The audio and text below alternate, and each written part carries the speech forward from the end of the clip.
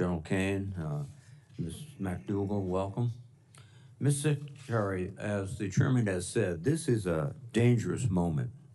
As we speak, missiles are striking cities across Israel and Iran, threatening to ignite a regional war. There should be no doubt that for the safety of the United States and the rest of the world, Iran cannot acquire a nuclear weapon. However, Prime Minister Netanyahu's decision to preemptively launch a war with Iran against the urging of the president threatens the stability of the entire region and the safety of Americans stationed there. The Trump administration must take urgent steps to prevent a wider war. Mr. Secretary, I would ask you to be crystal clear this morning about the administration's posture toward Iran. More broadly, Russia continues its bloody assault on Ukraine, unmoved by President Trump's negotiating tactics, and China is threatening our allies in the Indo-Pacific as America once again redirects its attention to the Middle East. This is a moment that requires leadership, expertise, and confidence from the Department of Defense. And Mr. Secretary, I am concerned, frankly, that these qualities have been eroded under your leadership. In your opening statement, you write, quote, "At the Department of Defense, we are sweeping away distractions to focus on our core mission of warfighting," close quote. I'm a bit skeptical. Since you were sworn in, much of the Pentagon has been in disarray. You have purged thousands of defense experts, gutted oversight offices, and surrounded yourself with hand-picked loyalists. You have fired a number of our most accomplished generals and admirals with no explanation nor replacement. Your chief of staff, several top policy advisors, and chief spokesmen have all either resigned or been fired. This is a legitimate problem for our national defense. Much of the Pentagon seems to have been paralyzed by infighting and stripped of expert staff at a time when we need stability and professionalism.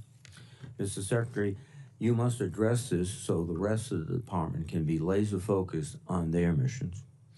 I'm also concerned about your forays into diplomacy. The Secretary must be a capable statesman, especially in this dangerous global environment. During your first official trip to Europe, you made unfortunate mistakes, including by accidentally conceding America's negotiating leverage to Russia when you announced, quote, we must start by recognizing that returning to Ukraine's 2014 borders is an unrealistic objective, and, quote, the United States does not believe that NATO membership for Ukraine is a realistic outcome of a negotiated settlement. The State Department walked back your comments, but I worry that they cost us lasting credibility during peace negotiations and with our European allies. And Mr. Secretary, I hope you've learned from these episodes. The key to our long-run success against China, Russia, and Iran and others depend on our ability to equip our forces with the ships, aircraft, and weapons needed to effectively deter them or, if necessary, defeat them. Mr. Secretary, you have said that readiness is your top priority, but I'm concerned by a number of actions you have taken that seem to distract from readiness. For example, you're in the process of firing 8% of the defense workforce, or 75,000 employees, and you recently gutted the Office of the Director of Operational Tests and Evaluation, which is responsible for testing new weapons and platforms for warfighters. You have argued that these cuts were needed to eliminate wasteful spending, but you have simultaneously pledged hundreds of millions of dollars to convert a second-hand Qatari jet to be Air Force One. These decisions do not seem to align with readiness. Similarly, over the past 2 weeks, you have ordered 4,700 National Guard troops and Marines into Los Angeles against the will of the governor and mayor. These forces are in addition to the 13,000 troops you have deployed to the southern border, and separate from the 20,000 National Guard troops requested by DHS to help ICE conduct, quote, interior immigration efforts. As a consequence, military units have to cancel their national training center rotations and waste invaluable hours and resources performing DHS activities unrelated to their warfighting missions. I cannot imagine a faster way to erode military readiness and distract from our ability to deter China, Russia, and Iran. You also claim that merit is the only measure of performance under your leadership. That is a worthy principle. However, you refuse to explain you fired many of our most senior military officers, including the Chief of Naval Operations and the Commander of Cyber Command. All of these positions remain unfilled, which weakens our military. As importantly, these officers were fired without any justification, indeed without considering merit, which creates the worst possible outcome for a military force. Fear throughout the ranks that one should not speak up, should not refuse an illegal order, and should not call out abuse nor question decisions. I fear that last week's disturbing display of partisanship at President Trump's event at Fort Bragg is an example of this. Mr. Secretary, I hope you understand the grave risks of politicizing the military and that you will commit to preventing it. Finally, you have pledged to be transparent as Secretary of Defense, yet to date you have not held a single press conference at the Pentagon. Instead, you have evicted news outlets from the building, overwhelmingly restricted press access, and searched for leaks within your own staff, even threatening general officers with polygraph tests. This is not transparency, and it is a disservice to the American people who deserve to know what their military is doing. Ultimately, Mr. Secretary, this is a dangerous moment, and you must better demonstrate leadership, expertise, and competence atop the Pentagon. You are the 9th Secretary of Defense I have overseen as a member of this committee. In fact, this is the 26th time I have questioned the Secretary of Defense during their annual posture hearing. I have disagreed with each and every one of them on issues of policy and strategy, some more frequently than others, but I've always been able to work with them openly and earnestly because we shared a common agreement that our national defense supersedes partisanship. It's disappointing so far that we have not been able to establish such a relationship with this committee and with your department. Your candid and honest testimony today can go a long way toward making that possible, and I hope we can make that progress. Thank you, Mr. Chairman. Thank you, Senator Reed. At this point, we'll ask our witnesses to summarize their testimony in 5 minutes or shorter. We begin with Secretary Hegseth. Sir, welcome to the committee. Well, thank you, Mr. Chairman. Ranking Member Reed, distinguished members of the committee, we appreciate the opportunity to testify in full support of President Trump's proposed fiscal year 26 budget for the Department of Defense. I'm honored to testify alongside General Dan Caine, Chairman of the Joint Chiefs, and Bryn McDonald, who's performing the duties of DOD's Comptroller and Chief Financial Officer. We are also very proud to represent our warriors and their families. And today, as they do every day, they're keeping our country safe. They're defending our homeland. They're standing up to communist China. They're working hand in glove with our allies and partners. They are achieving peace through strength. I'd like to start by thanking this committee and Congress for your bipartisan leadership to give our troops a big pay raise in 2025. That includes an additional 10% raise for our junior enlisted service members E1 to E4. Thank you for supporting our initiatives that improve quality of life for our warriors and their families. Things that include making historic investments. This budget makes historic investments in living conditions, in barracks, in base housing. This budget reforms the PCS process to reduce the cost and stress of moves for families. We've already seen changes there. And we improve the quality of care provided by our defense healthcare system. The best part of my job is meeting and interacting with troops and their families. We hear their concerns. We know what it's like to face these challenges. I've been there recently. Each of these initiatives responds to feedback that we've gotten from the force. We are listening, and we are always looking for ways to improve quality of life for those who serve. Under President Trump's leadership, this budget puts America first and gives our warriors what they need. The $961.6 billion budget request, more than $1 trillion for national security, will end 4 years of chronic underinvestment in our military. Now, as is custom with first-year administration budget releases, additional time was necessary to implement presidential initiatives. So in the last 4 months, we've moved quickly to reverse course after 4 years of weakness and mismanagement. We found nearly $30 billion in savings across the department. And this savings, if you add this savings to our overall budget, We're increasing the DoD budget in 2026 by $143 billion.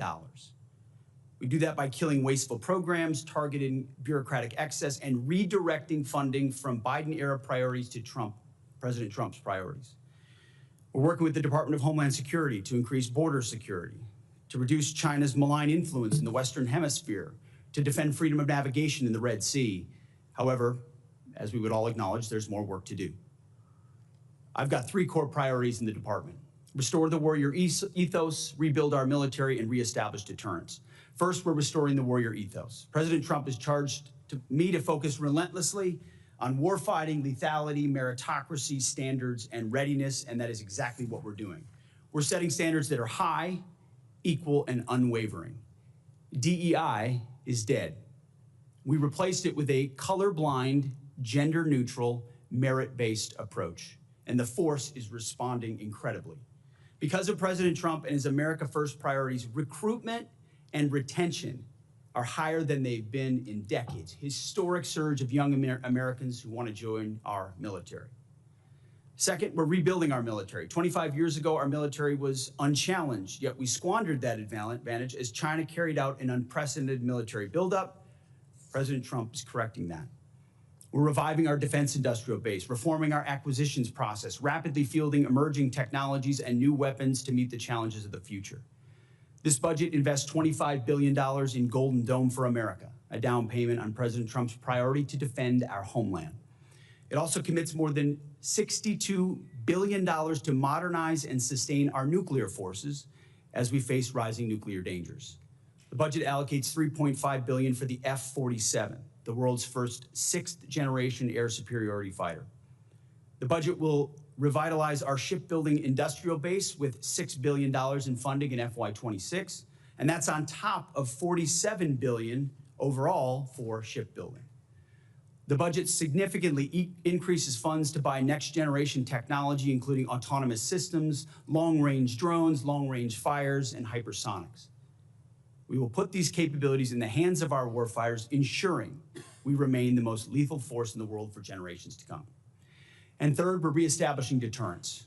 When an opponent sees our well-equipped and tough-as-nails warriors, they will decide that today is not the day to test U.S. resolve.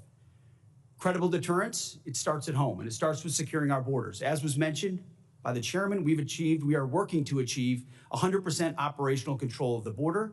Illegal crossings have decreased 99.9%, and it was just reported today that CBP released 0 illegals into the U.S. last month, down from 62,000 released into the interior last May.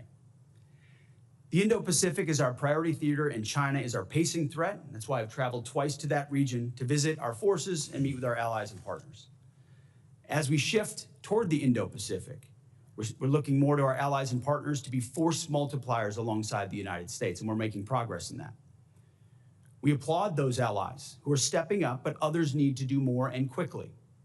At the NATO Heads of State meeting next week, we expect NATO allies to commit to spending 5% of GDP on defense and defense-related investment, an almost inconceivable accomplishment when President Trump started that project in his first term. And with NATO stepping up, we now have a new standard for allied defense spending that all of our allies around the world, including in Asia, should move to. As the President has rightly pointed out, it's only fair that our allies and partners do their part. We cannot want their security more than they do. The Department of Defense is executing a common sense agenda to achieve peace through strength. We know the threats we face are serious, and so our investments are as well. And that's what this budget does. It matches capabilities to threats. We long for peace, so we prepare for war. We must overcome decades of neglect and decline. We must fortify our position as the world's most lethal fighting force, and we have to act fast because our opponents are. This committee is our critical partner. We appreciate your leadership and oversight, which is essential. And I look forward to accomplishing these goals to achieve peace through strength, support our warriors, protect our citizens and our taxpayers together with you. May God grant us the wisdom to see what is right and the courage to do it. Thank you. Thank you, Mr. Secretary. General Caine, do you wish to summarize your testimony? Yes, sir. You are Good morning. recognized for 5 minutes, sir. Thank you, sir. I'll try to hit that target. Chairman Wicker, Ranking Member Reed, members of the committee, thank you for being here. I'm honored to join Secretary Hegseth and Ms. Bryn McDonald to appear before you today to testify in the President's fiscal year 26 budget. Today's hearing reflects our shared commitment to maximize efficiency, accountability of our taxpayers' dollars, and ensuring every expenditure increases the lethality and survivability of your joint force, providing our warfighters with the advanced capabilities and cutting-edge technology required to dominate our adversaries.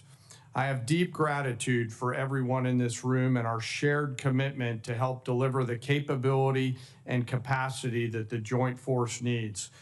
That goes to our civilians and their families as we work to deliver peace through overwhelming strength.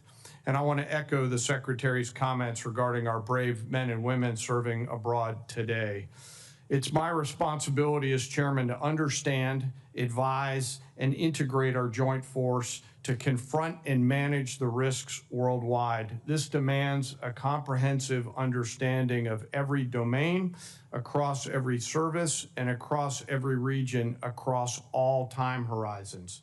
It also requires making and advocating for difficult decisions that prioritize the finite taxpayer resources that we have in order to ensure the greatest impact and capability for our warfighters. The President's budget enables the joint force to defend our great nation from adversaries seeking to do us harm. And we're relentless in the pursuit of innovation and technologies that allows us to hopefully deter, but if need be, win on battlefields of the future. This budget empowers the joint force to get after the Secretary's 3 pillars: restoring the warrior ethos, rebuilding our military, and reestablishing deterrence, and ensures that the joint force is properly armed, globally integrated, and ready to go. The President's budget invests in our warfighting capabilities to win, as I said, on the battlefields of the future. We must be properly armed with the right capabilities, lethal, modern, reliable, survivable, and at scale in order to win. Victory requires people and platforms that overmatch the enemy's systems and work under the harshest conditions to ensure our decisive edge. This budget gives the necessary tools to reinvigorate our national and defense industrial base. Our nation is full of incredible talent, and we need to unlock every bit of it. This budget also helps us become more globally integrated, which is one of my main jobs. We are in the joint force relationship entrepreneurs, working together with the military, but also with our allies and partners, the interagency and industry, to make sure that we're connected before crisis or conflict. And this budget helps us to integrate that combat capability as our commanders and leaders consider actions and activities, not at the point that we're in a crisis somewhere. Finally, the President's budget reflects our mandate to stay ready, always on the account, anticipating the next fight and making sure that everyone is ready to go. But the most important component is our people. The budget makes meaningful investments in our service members and their families, improving quality of life for housing, medical care, and the ever-important moving process. As our most precious asset, we have to deliver for our people. I want to highlight one of them today. Sitting behind me is Colonel Matt Jamont. Many folks know Matt up on the Hill today. It's probably his last hearing in uniform, which after 31 years, he graduates from service later this year. He's been like a pterodactyl for the joint force, always delivering and advocating for it. Pterodactyls are very, very old. Yes, sir, I know. You'll note his, Would he you looks raise very, your hand, very Colonel? young. Yes, sir. Thank you. Thank you for your service. It's an honor every day to serve alongside some of the extraordinary warriors and civilian teammates that our nation has to offer. I assure this committee that the joint force remains committed and capable, and we're grateful for your continued support. I want to also highlight the leaders that will come before this committee in the coming days, which will be carefully considered by each of you for the general and flag officer assignments. They are all extraordinary. I am mindful and grateful for those that are currently deployed right now. They are on my mind and in my heart, and I know the secretaries as well. And I continue to hold a special remembrance for our fallen and the families of our fallen who show us what right looks like. Thank you for your time, and with that, I look forward to your questions. Very skillful use of time, General. And Ms. McDonald, we will not require an opening statement from you. Thank you for your for being available for questions today. And now we move to rounds of 5-minute questions. And let me say, we expect full attendance today, and I expect all members will want to ask questions. I've tried to be very skillful sometimes in my membership on this committee to ask a very involved question with about 20 seconds to go in my 5 minutes. We will not be using that practice today, or we'll be here in the wee hours of the early evening. So at this point, let me begin by asking Secretary Hegseth about congressional intent. We worry about the explicit choices that the Congress has made and that have been enacted into law by the president in the fiscal year 2026 budget. The decision came to us surprisingly to zero out destroyers, even though Congress intended for reconciliation to give the industrial base stability with a third DDG in fiscal years 2027 and in 2029. I've asked this of every nominee from the department who has come before us about honoring congressional intent. We will put funds in the reconciliation bill, working with the House and working with the administration to get the signature on the bill.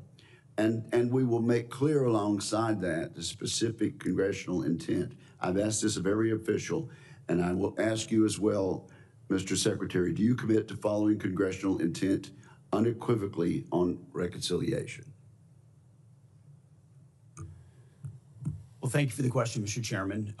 Yes, our team looks forward to working with this committee, both through the budget process and reconciliation, and would acknowledge, just as a starting point of the conversation, that we are looking at 2 bills and 1 budget at the Defense Department. So as we have discussions about allocation, we may sometimes be talking about different numbers because of that, but from our perspective, we built a budget tied to $960 billion.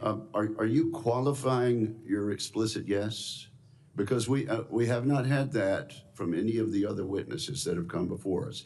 If our congressional intent alongside the numbers in reconciliation is explicitly expressed, do you commit to following congressional intent unequivocally in reconciliation? Yes, we just wanted to clarify the entirety of the budget from our perspective. Well, thank you very much. Now, you said once before that, and I quoted in my opening statement, Mr. Secretary, that going below 3% of GDP would be very dangerous. That was your testimony in January. Of course, you know well that we're asking our allies in Europe and NATO to go to 5%, and it has been the intention of most of us on the committee that the United States lead by example and, in fact, follow the peace through strength example of President Reagan and his administration in getting to 5%.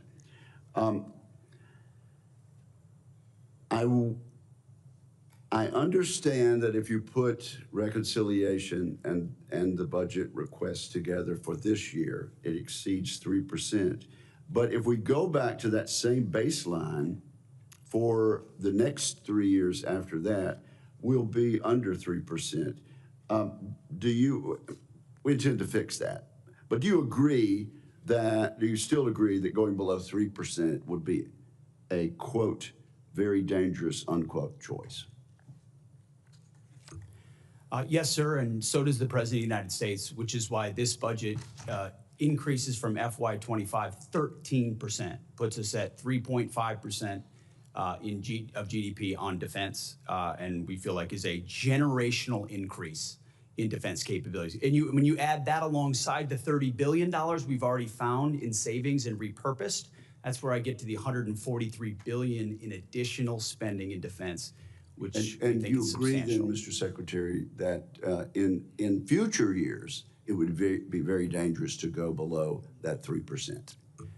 As I said in my remarks, we're going to match our budget to threats. And so, yes, in the future, we anticipate threats like we have today. And so I would anticipate a robust budget in the future. Yes. Would you please be kind enough to answer my question? Would going below 3% in future fiscal years be, quote, very dangerous, unquote, as you said in your statement in January? Yes, sir, and I believe the President of the United States definitely feels the same way. Thank you, sir. Senator Reid. Thank you very much. And I yield back 5 seconds.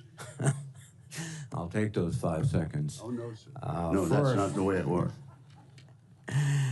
First, let me apologize to Miss McDonald, who I said was Miss McDougal. You're Irish, right? My husband is, yes, sir. Well, that's good enough. Thank you. You were Scotch for a few minutes, but I apologize, ma'am. And, Mr. Secretary, you have fired a number of general and flag officers, and you clearly have the authority to do that, but there was no cause given, and it's also deeply concerning. It's taking a long time to appoint successors. I understand that today you announced that the nominee for CNO will be Admiral Darrell Caudle. Is that right? Yes, sir. Well, we still have many of these positions open, including the U.S. Cyber Command, which is absolutely critical. Do you believe that these lack of nominated leaders are affecting our warfighting abilities? Sir, I believe we all serve at the pleasure of the President. And in every single position, we're looking for the right man or woman to fill that role, to execute on behalf of the missions of this department. And we're doing it expeditiously in every case. Again, do you have any anticipation of when we'll receive the nominee for Cyber Command? Sir, as I mentioned before, we have a very capable deputy at Cyber Command who has taken the helm. So it's not as if it's without leadership, very much so. But we are, as recently as yesterday, had a high-level discussion of exactly what that will be.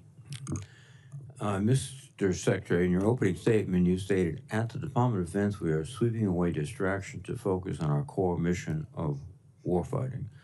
However, since your confirmation, your office has been consumed by high turnover and disarray.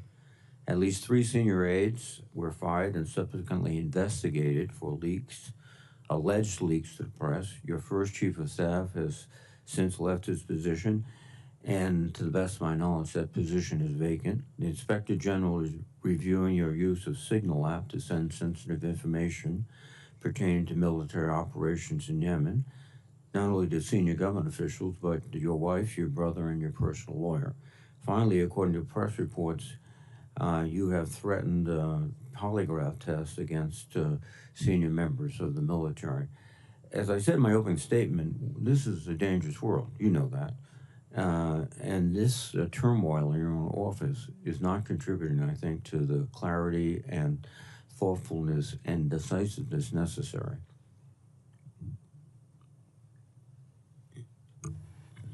Sir, I would just say the media loves sensational headlines that are not connected at all to reality. If you look at the execution of our office and what we've done on the President's priorities, I'm very proud of what we've been able to do in 140 days. And when you move fast to reestablish deterrence and restore a warrior ethos and rebuild the military, it's going to come with some changes. But when you look at the leadership structure, both in uniform and on the civilian side of the Defense Department, it's as strong and capable as it's ever been. And I would contrast it with the chaos of the world under the previous administration, the debacle in Afghanistan, war unleashed in Ukraine, what happened on October 7th. That was a view of weakness and chaos unleashed by the Biden administration under the previous defense secretary. So if a few changes have to be made in the first portion of my term in order to get it right. I think that's pretty acceptable to establish deterrence and rebuild our military and restore the warrior ethos. Well, Mr. Secretary, you can cite those examples. History, I might have a different perspective. As I understand it, the direction to leave Afghanistan was an agreement with President Trump in Doha, which left our forces in a very precarious position since they were there for a year and they had to come out. And Taliban knew that, and they were going after them. But let me move on to another issue, which is 30 seconds. 35. We have had detainees in Guantanamo, and we have used military flights to get them there. The problem, I think, is that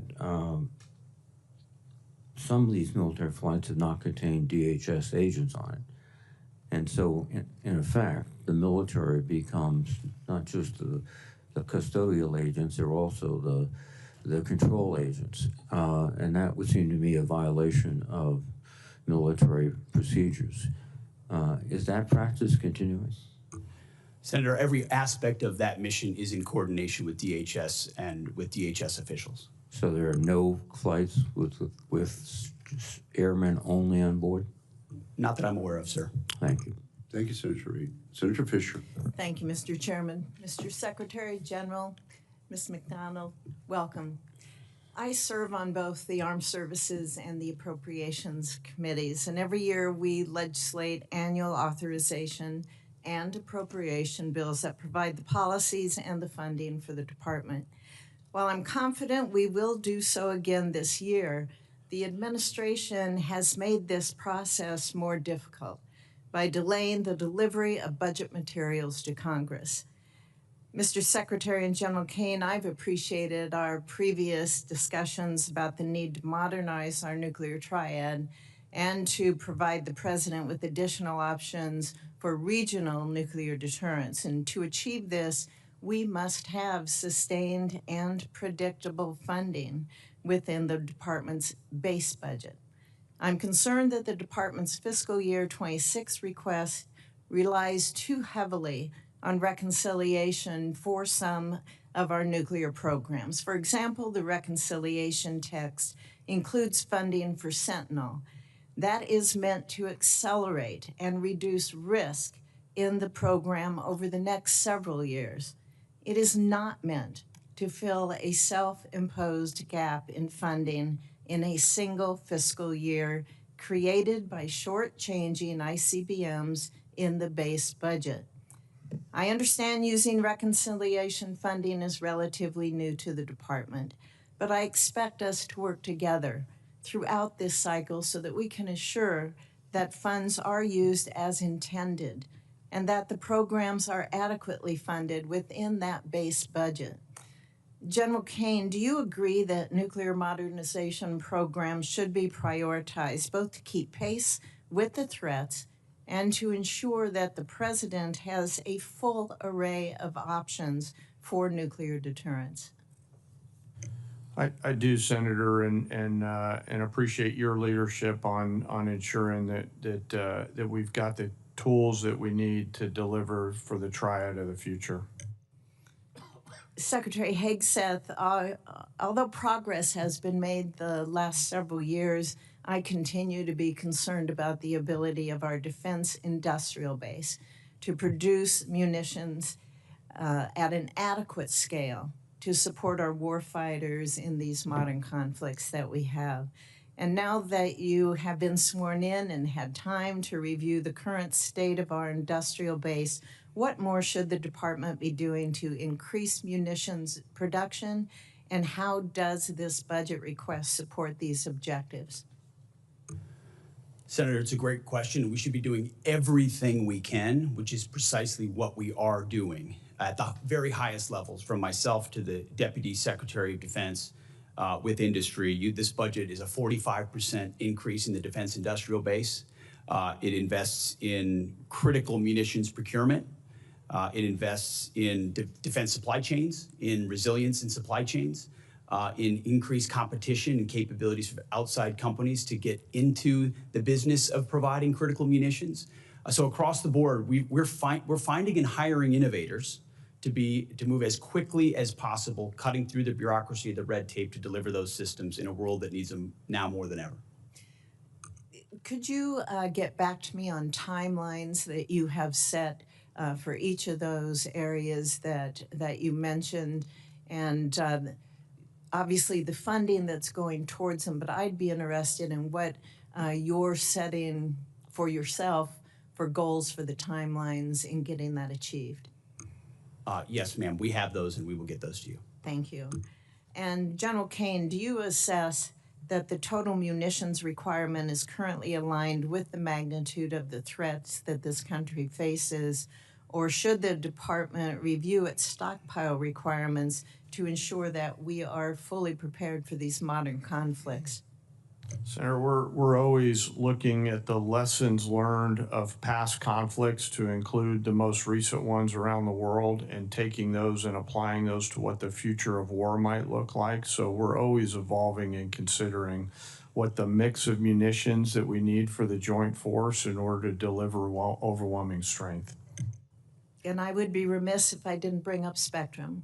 So as we look towards the Golden Dome and the importance of that, over the next several weeks, I hope we can see some more details on that because we can't shoot what we don't see. And I think it's important that all of us here, as well as the public, understand the importance of the spectrum that the department has in order to reach that. Thank you. Thank you, Senator Fisher, for that important and correct observation. Senator Shaheen.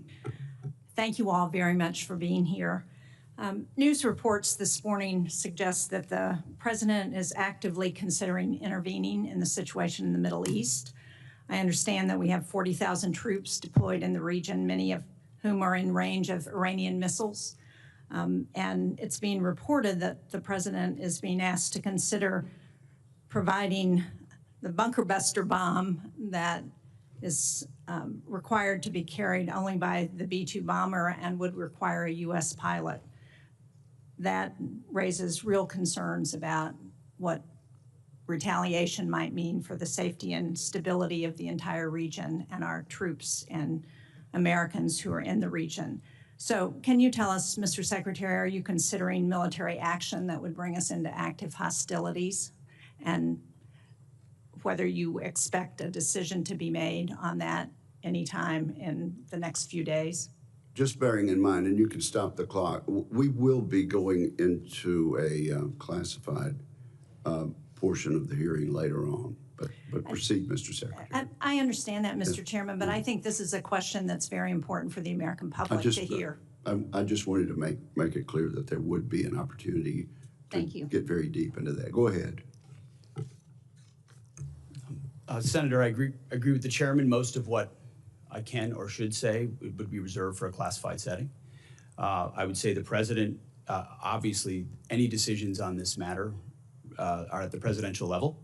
He has communicated very clearly for quite some time. I do understand that, Mr. Secretary, but my question for you is whether you have been asked actively to provide options for the president regarding a strike in the Middle East. If I had or I had not, I wouldn't disclose that in this forum, Senator.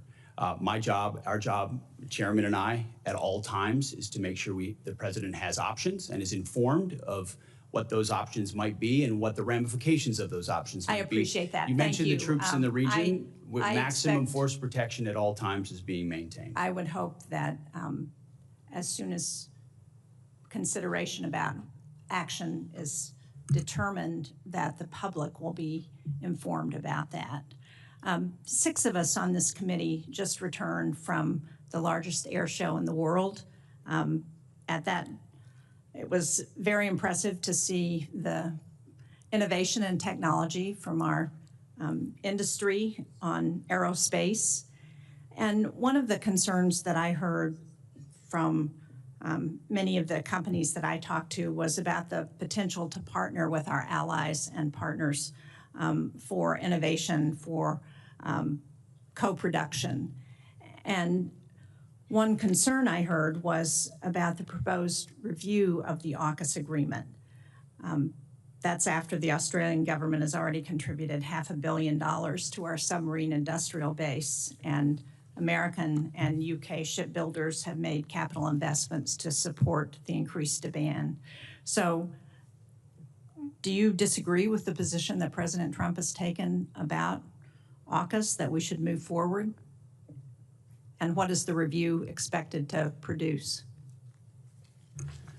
Well, Senator, I think reviews are always prudent, but those reviews actually come after conversations I've had with the Minister of Defense, Healy, in the UK, and Marles in Australia. Long personal conversations about the status of this arrangement, both aspects of it.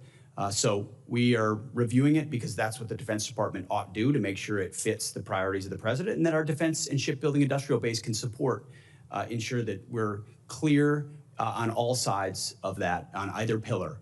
And then on pillar two, identifying specifically the ways we can work together most meaningfully to co-produce with our industrial base munitions or other capabilities that would be most applicable to the threats we face. But do you agree that it's important to increase the capability of our nuclear deterrent in the Indo-Pacific, and that AUKUS is one way to do that? I do, and working through Thank you. AUKUS as a possible avenue for that is a good thing. Last week, Mr. Secretary, during the SAC-D appropriations hearing, you reaffirmed the need for an exemption for the Portsmouth Naval Shipyard to your hiring freeze. Senator Collins asked you a very relevant question on that, and since Senator King and I share that shipyard, I'd like to ask you again, because we have not yet heard anything from you or from the Office of Personnel Management about how they're responding to this. DOD has told us that the Office of Personnel Management needs to review every single new hire one by one at a time when we need 550 people every year just to keep up with the Navy's demand for maintenance and on its nuclear submarines. So will you commit to talking to OPM on this issue? Yes. Thank you, Senator Shaheen. Senator Cotton. Welcome, everyone. Thank you for your testimony, and more importantly, your service. Secretary Hegseth, the president at a press gaggle just now at the White House said of strikes against Iran, to Senator Shaheen's question, I may do it, I may not do it. I mean, nobody knows what I'm going to do. You had referred to these questions as presidential level decision, is that right? And I think that's always true. Advisors advise and presidents decide. But it's your job to have contingency plans for everything that the president may or may not decide. Is that correct? That is correct. And no one should be surprised or scandalized that the Pentagon has lots and lots of contingency plans. Senator, our job is to have contingency plans. It's like in Armageddon, Billy Bob Thornton's character Truman, speaking of NASA, could have been speaking of the Pentagon. You're geniuses. You're just thinking stuff up, and you got people in another room backing them up. Is that right? We plan. Thank you. And although it's true in every part of the government, it's probably no more true in your department that it's a presidential level decision. This is the president's core constitutional responsibilities as the commander-in-chief. I mean, it's important what he does with labor and HUD and the rest, but as the commander-in-chief, it's the most important role he has, and therefore you're the department where you take the most direct guidance from the president. Everyone in the department has to support the president's decisions once those decisions are made, correct? Correct, Senator. As I've said, there's only one person that was elected president of the United States. Yeah. And the American people elected him to make these decisions on their behalf. And if and when those decisions are made, the department is prepared to execute. And I know that you welcome and have robust policy debates in the department, and no doubt you have very differing views on many questions, whether it's what to do with Iran, or what kind of aircraft or ships we need to build, or what the quality of commissaries are on our bases, and that's welcome. You need that kind of robust debate to make the right recommendations. But once the president's decision has been made on any question, that's final, right? That's your standard? The president welcomes, I've watched it in real time, views on all issues from all aspects. But yes, once those have been represented, intelligence is represented, options represented, upsides, downsides, threats, of course, when the president makes a call as the commander in chief, we will execute. Well, thank you, because I know there was some controversy earlier this year inside the department, and not everyone seemed to be on the same page that you and the president are after presidential decisions had been made, and you had to make some tough decisions there. And I commend you for those decisions. I think you did the right thing. You have to make sure that everyone stays on the same page and everyone supports presidential decisions. One decision I also want to call out, since we haven't spoken about it here, and I'm not sure we will, and I want to commend you for as well and commend your team, is the redesignation of base names for Army bases. In the summer of 2020, as a Jacobin fever swept the country during the BLM riots, it was decided to rename several Army bases. To be honest with you, I think most soldiers serving those bases didn't even know who they were named after. They just had fond recollections for decades of their time at Fort Benning or Fort Bragg or other places. And I think now you've completed the effort to redesignate those names, those bases, to the names that so many generations of soldiers served at for new American heroes. Is that right?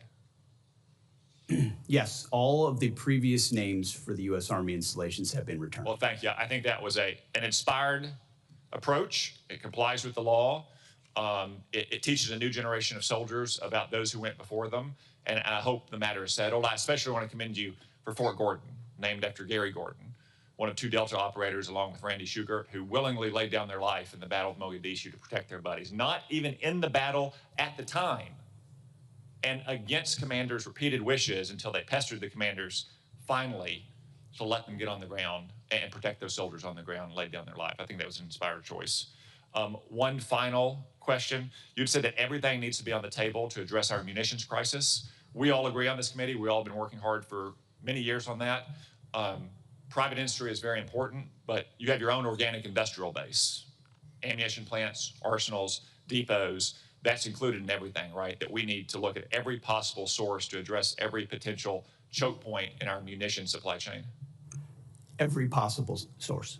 Thank you. General Caine, you agree with that, I presume, that our organic industrial base, especially the arsenals and ammunition plants and depots, are a solution to this problem, not a part of the problem or a relic of the past? I do, sir, and I'm aware of your letter to the Army on that matter, which I know they're looking at. Okay, thank you. Thank you. Thank you very much, Senator Cotton. Senator Gillibrand. Secretary Hegseth, this committee has had many hearings about the future of warfare and making sure that we have the complement of warfighters that we need to win any future wars and not focus on how we could have done better in the previous war. One of the areas where I have deep concern is cyber defense in this country. I'm concerned about cyber warfare. I'm concerned about cyber terrorism. I'm also concerned about the deployment of UAS, as we've seen being extremely powerful in the war in Ukraine. We've seen what Iran has done. So I'm concerned about our posture with regard to UAS and a defensive posture with regard to UAS attacks. I'm very concerned about what happened over many of our military sites. Drone configurations hovering for weeks without response. No authorities to be able to track where those drones came from by the DoD to assess, are they Iranian, are they Chinese, are they Russian, are they on spy missions, what is their purpose? Inadequate authorities, inadequate defenses, inadequate technology. The Langley incursion is incomprehensible. On top of that, I'm very concerned that we are not investing in our cyber professionals, that we don't have enough cyber offense, enough cyber defense. We have currently 30,000 open cyber positions within the DoD. So I'd like to hear from you, what's your plan to have cyber defense and cyber warriors at the appropriate complement? And number two, what is your plan to create the authorities that you need for UAS defense and to have the inadequate response of this is someone else's job no longer come out of our leaders? Well, Senator, thank you for the question. You're right over the target. Cyber needs to be a part of every single way that we plan and look at the world. That gray zone part of conflict, and we can't cede that terrain in any way to our adversaries. And so it is, you'll see the resources in this budget that invest in that. You'll see it fully integrated into planning and capabilities.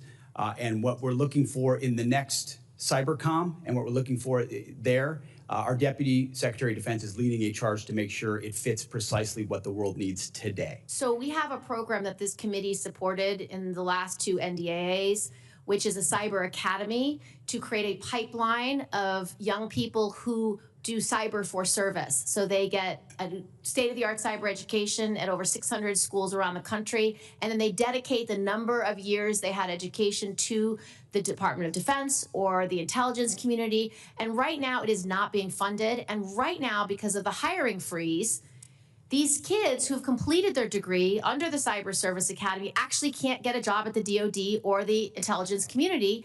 And they're either gonna have to no longer serve, which was part of the program, or get employed somewhere else, but we lose them. So what are you doing to unplug this problem of not hiring these cyber professionals immediately because they are part of the cyber service program? And your budget does not show that you are planning to fill 100 cyber positions for these young people who want to serve in the IC community or in the IC or in the Department of Defense. We'll review that aspect of the hiring freeze in the Cyber Academy. We want those positions filled. We're fully committed to it. And then on counter UAS, which you mentioned, it is a reality of the modern battlefield, whether it's in Ukraine or elsewhere, that we have to fully account for and address as aggressively as possible. And you have my assurances at the highest levels, we are putting our best people in charge of ensuring we have counter UAS systems that can match the threats of the future. I would like you to prepare for this committee 2 letters in response to these questions. 1, what are you going to do to fill the 1,000 slots for the Cyber Academy? And how are you going to get this hiring freeze taken care of? And 2, what is your plan for increased authorities, increased investment, appropriate review of UAS that hover over our military and nuclear sites? So this committee has a fulsome response from your whole team about how you will address these 2 problems. We will get that to you, Senator. And authorities, you are right, is a huge issue on counter UAS. It's something that Senator Cotton and I are committed to passing. We both serve on intelligence and armed services, and so we share the urgency on this issue. And so, Mr. Secretary, you'll submit those letters for the record. Thank you, sir. Thank you, Senator Gillibrand. Senator Rounds. Thank you, Mr. Chairman. To all of you, first of all, thank you for your service to our country. I have heard now from 25 senior department officials, including every service chief and 8 combatant commanders, that vacating the 3.1 to 3.45 gigahertz and the 7 to 8 gigahertz bands of the spectrum would have significantly negative consequences for our warfighting capabilities. Being forced to share these bands with commercial interests in a non-optimal way would have the same impact. General Caine, does the Joint Force have capabilities operating on the 3.1 to 3.45 band and the 7 to 8 bands of the spectrum, which would be used in a conflict with China? We do, Senator, yes. And would those capabilities be negatively impacted if the Department of Defense were forced to share those bands with commercial users in a non-optimal manner? Sure, Senator, I think the key is non-optimal. I know there's some work going on around dynamic sharing that would minimize to an acceptable level the ability to frequency hop in and out of those particular bands that would not adversely impact the Joint Force. So, but as of today, there is no way to make it happen. Not today, as you know, Senator, and I appreciate your leadership on this, but there's a lot of work going on in that space, sir. I think we agree that the economic security is national security and that we need to move forward in the next gen with regard to our communications capabilities. But as it pertains to spectrum auction authority, how do you view a spectrum auction process that bases decisions solely on economic considerations? Well, as you said, Senator, economic security is national security. You know, those are policy decisions. My job as the chairman is to provide the military advice to our policymakers and let them make that decision. And this firmly sits in that policy space. And so rather than put myself sideways out of my swim lane, I'll leave it to them to decide. But in your professional military opinion, the areas between 3.1 to 3.45 and the 7 to 8 band are critical to our national defense.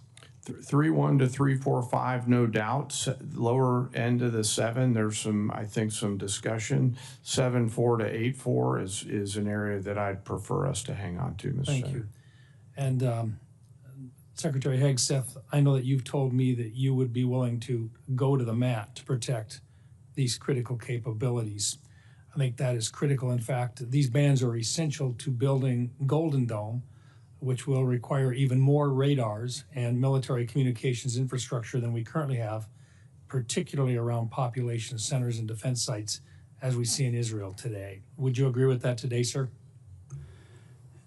Yes, Senator, I concur with the chairman's characterization, and I would just say at no time in conversations around spectrum has DOD's equity it's always been fully represented in those conversations to ensure we protect what we need to protect. Thank you. General Caine, what is your assessment of the operational and strategic benefits of maintaining the dual hat leadership arrangement between U.S. Cyber Command and National Security Agency, the NSA, particularly in terms of intelligence integration, speed of action, and mission success in contested environments? Sir, I can argue both sides of that one, and you know, mindful that that's a policy discussion. I think that either will go on soon or has been going on, and I'd prefer to leave that to the policymakers. I think the key is both organizations are critically important, and whether it's a single commander or two leaders that collaborate with no distance between them, we achieve the same end state. Would it be fair to say that the dual hat prevents stovepipes in the cyber domain today?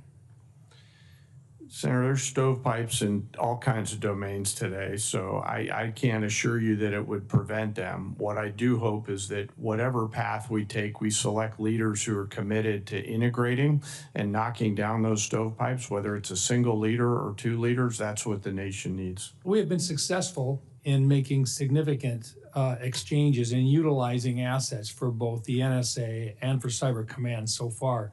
Secretary Hegseth, are you committed to maintaining the dual hat relationship that has significantly benefited our national security to date? Senator, as of right now, we're maintaining the status quo, but it's something we reserve the right to review.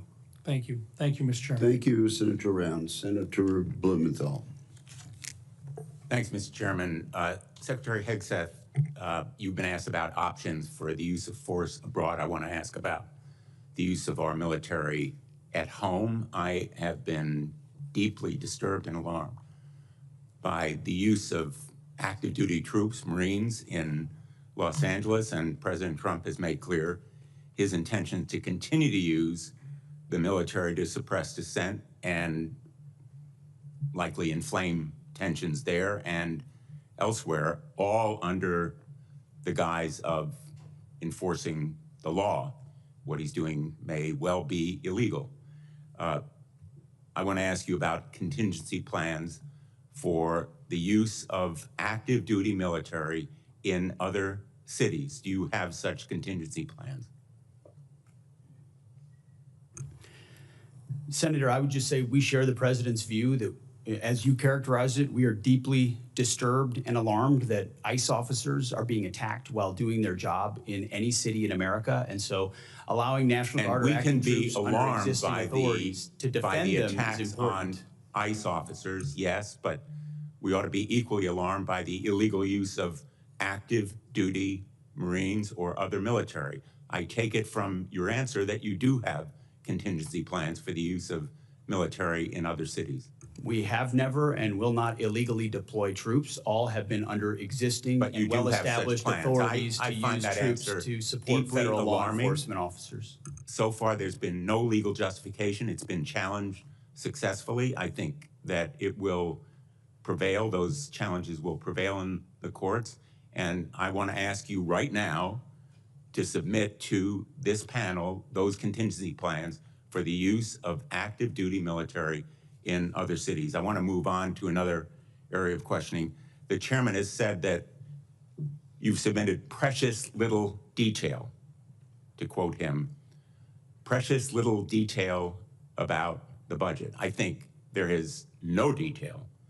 This budget is literally a rough outline with short-sighted shortfalls. For example, the shortfall on the Columbia class, $2 billion. Only about $1 billion for Virginia class. There is virtually no outline or specificity as to how you are going to provide drones to defend and also engage in offensive outline and maneuvers. The nature of warfare is changing right before our eyes in real time. Unmanned aerial and undersea warfare is happening in Ukraine and elsewhere. And I think that you owe this committee and the American public more specificity in that budget, because we will be at risk. We are at risk right now in the Middle East. And I want to know whether we have contingency plans to protect our U.S. personnel in the region from the kind of swarm of drones that have proved devastating already to 3 of our service people in the Middle East on a base in Jordan. Do you have such plans to protect against drones there? Senator, we work hand in glove with the Joint Staff and CENTCOM and every COCOM, especially right now, to ensure everything at our disposal is available to ensure maximum force protection against any contingency, including the one you described, sir. Well, I have no assurance that we have the capacity to safeguard against the swarm of small, lightweight, slow-moving drones that are, in my view, our major vulnerability. And right now, if we engage in the Iran conflict, would put us and U.S. personnel at risk there. Let me ask you about Ukraine. I've just returned from my 7th trip to Ukraine. I am the advocate, chief sponsor with Senator Graham in the Russia sanctions bill. You said that the United States and the ranking member cited it, that we must start by recognizing that returning to Ukraine's pre-2014 borders is an unrealistic objective and will only prolong the war. My question to you is, when will you release the PDA $4 billion in equipment that Ukraine desperately needs? It's sitting there. Ukraine deserves it. When will it be released? We're aware of PDA 75, and that is a decision we can make in the future. My time has expired, but I Thank you. don't consider that answer adequate. Thank you, Senator Blumenthal. Senator Ernst. Thank you, Mr. Chair, and thank you, Secretary, and thank you, Chairman, for being here. Ms. McDonald, I'm actually going to have a question for you. So thank you very much for being here. And I know that Iran is on our minds right now. And Secretary, I'll just pose a very quick question to you. October 7th, 2023, Hamas attacked Israel. Who is the primary funder of Hamas? Senator, it is Iran.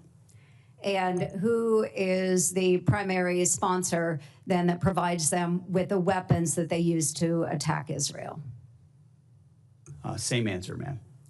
And maybe our public is not aware, but 43 Americans lost their lives on October 7th at the hands of Hamas, which is an Iran-backed terrorist organization. 43 Americans. We never talk about it, folks. I heard nothing about this in the Biden administration. So when there is question about whether it's appropriate for America to be engaged in the Middle East in defending Americans that live and work abroad, I think there's our answer. So thank you, Secretary. I'll start with the Secretary, then I'll come to you, Ms. McDonald. Secretary Hegseth, I do want to thank you because we've had many discussions about this. You have appointed Steve Erickson as the Executive Director of Force Resiliency, and he will oversee the department's Sexual Assault Prevention and Response Office, what we know as SAPRO. And he will directly report to you on the issue of sexual assault within our military. And you've been very responsive on this issue, and I commend you for that. And I have already received my first briefing by Mr. Erickson. So to continue building on this progress, I'm going to hold quarterly meetings with the SAPRO, and we want to make sure that we continue the momentum that we are seeing within the department on that. And Secretary Hegseth, from your vantage point, what positive trends are you seeing out of SAPRO? Well, first of all, Senator, I want to thank you and other members of this committee for the work you've done on that issue. And I think in large part, and you'll see this in this budget, we continue to fund the programs which have seen efficacy. And so I think a lot of these were newer programs, new initiatives, new emphasis put in place that we have simply sought to maintain and accelerate. And you see that in this budget. And thankfully, we've seen this year sexual assault numbers decrease. One is too many, as we've said before, but a decrease is a good trend to see. We want to continue that.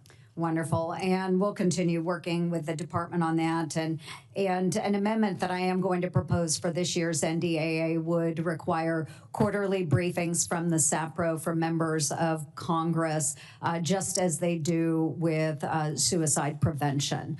So we'll continue working on that. I also would love to touch upon a number of other issues I've worked as far when it comes to fiscal sanity within the department. I can submit those for the record because I do want to give Ms. McDonald an opportunity. Let's talk about an audit. I love working with the comptrollers out there, but GAO released a report warning that the Department of Defense is unlikely to achieve a clean audit by 2028, citing longstanding financial management weaknesses. And it's my understanding that a key issue in the department's continued reliance on outdated business and feeder systems that lack internal controls continues to contribute to that. So to help address that, in the reconciliation package, we have $350 million that will be dedicated and directed toward improving audit outcomes across the department. So Ms. McDonald, all to you. Can you walk us through how the department intends to meet its statutory requirement of achieving that clean audit by 2028? Thank you for the question, Senator, and thank you for your support in reconciliation for automation, AI, and business system replacement to achieve the audit. The first day we came in, that was one of the first topics the Secretary and I discussed, and he actually just put out a memo with guidance for milestones each fiscal year that the department is going to achieve the financial audit by 2028 or sooner, as he has challenged us to do. The Marine Corps just passed their second clean audit opinion. 2 additional components have done the same recently, and within the next 3 years, under the Secretary's guidance, the remainder of the department will achieve the clean audit opinion. Well, outstanding. We really appreciate that. Thank you, everyone, for your service to our great nation. Thank you very much, Senator Ernst. Senator Hirono. Thank you, Mr. Chairman. Secretary Hegseth, you've had a tough start. At your confirmation hearing, my Democratic colleagues and I rightly questioned whether you had the requisite qualifications and experience to lead the DoD, the largest federal agency, especially given your checkered past, which included paying $50,000 in hush money to settle a sexual assault allegation against you and driving 2 veterans organizations into the ground. After only months on the job, our concerns about you have proven true, as far as I'm concerned. Instead of strengthening national security, you've turned the Pentagon into a dysfunctional mess. You are jeopardizing military operations and service members' lives with your unprecedented action of texting classified military plans to anyone who might stroke your ego. Leading the Department of Defense is more than just a PR campaign filled with photo ops. While you pose for cameras, Russia's war of aggression against Ukraine continues unabated. Israel and Iran are also at war, in large part because your boss tore up a multilateral agreement former President Obama brokered with the UK, France, Germany, China, and Russia that curbed Iran's nuclear program and ambitions. Meanwhile, China advances in the Pacific as this regime undermines and attacks our allies. At a time when steady leadership is critical, we are confronted with crisis and instability. Mr. Secretary, close to 5,000 Marines and National Guards have been deployed to LA without the request or consent of the California governor or the Los Angeles mayor, Bass. Rather than calming the situation, this troop deployment is purposefully inflaming and escalates tensions. You claim lethality is your top priority. Do you plan to unleash this lethal force against U.S. citizens and civilians in LA and other cities? Well, Senator, I would reject most of the characterization of that statement, including lethality against U.S. cities, when all of those National Guardsmen and Marines have conducted themselves with the utmost of professionalism, defending our federal agents, Americans, who deserve to be able to do their job to deport illegal immigrants after the previous administration allowed 21 million illegals to cross our border. I am not here to listen to rhetorical responses. I would like to have a professional response that I would expect from somebody who is the Secretary of Defense.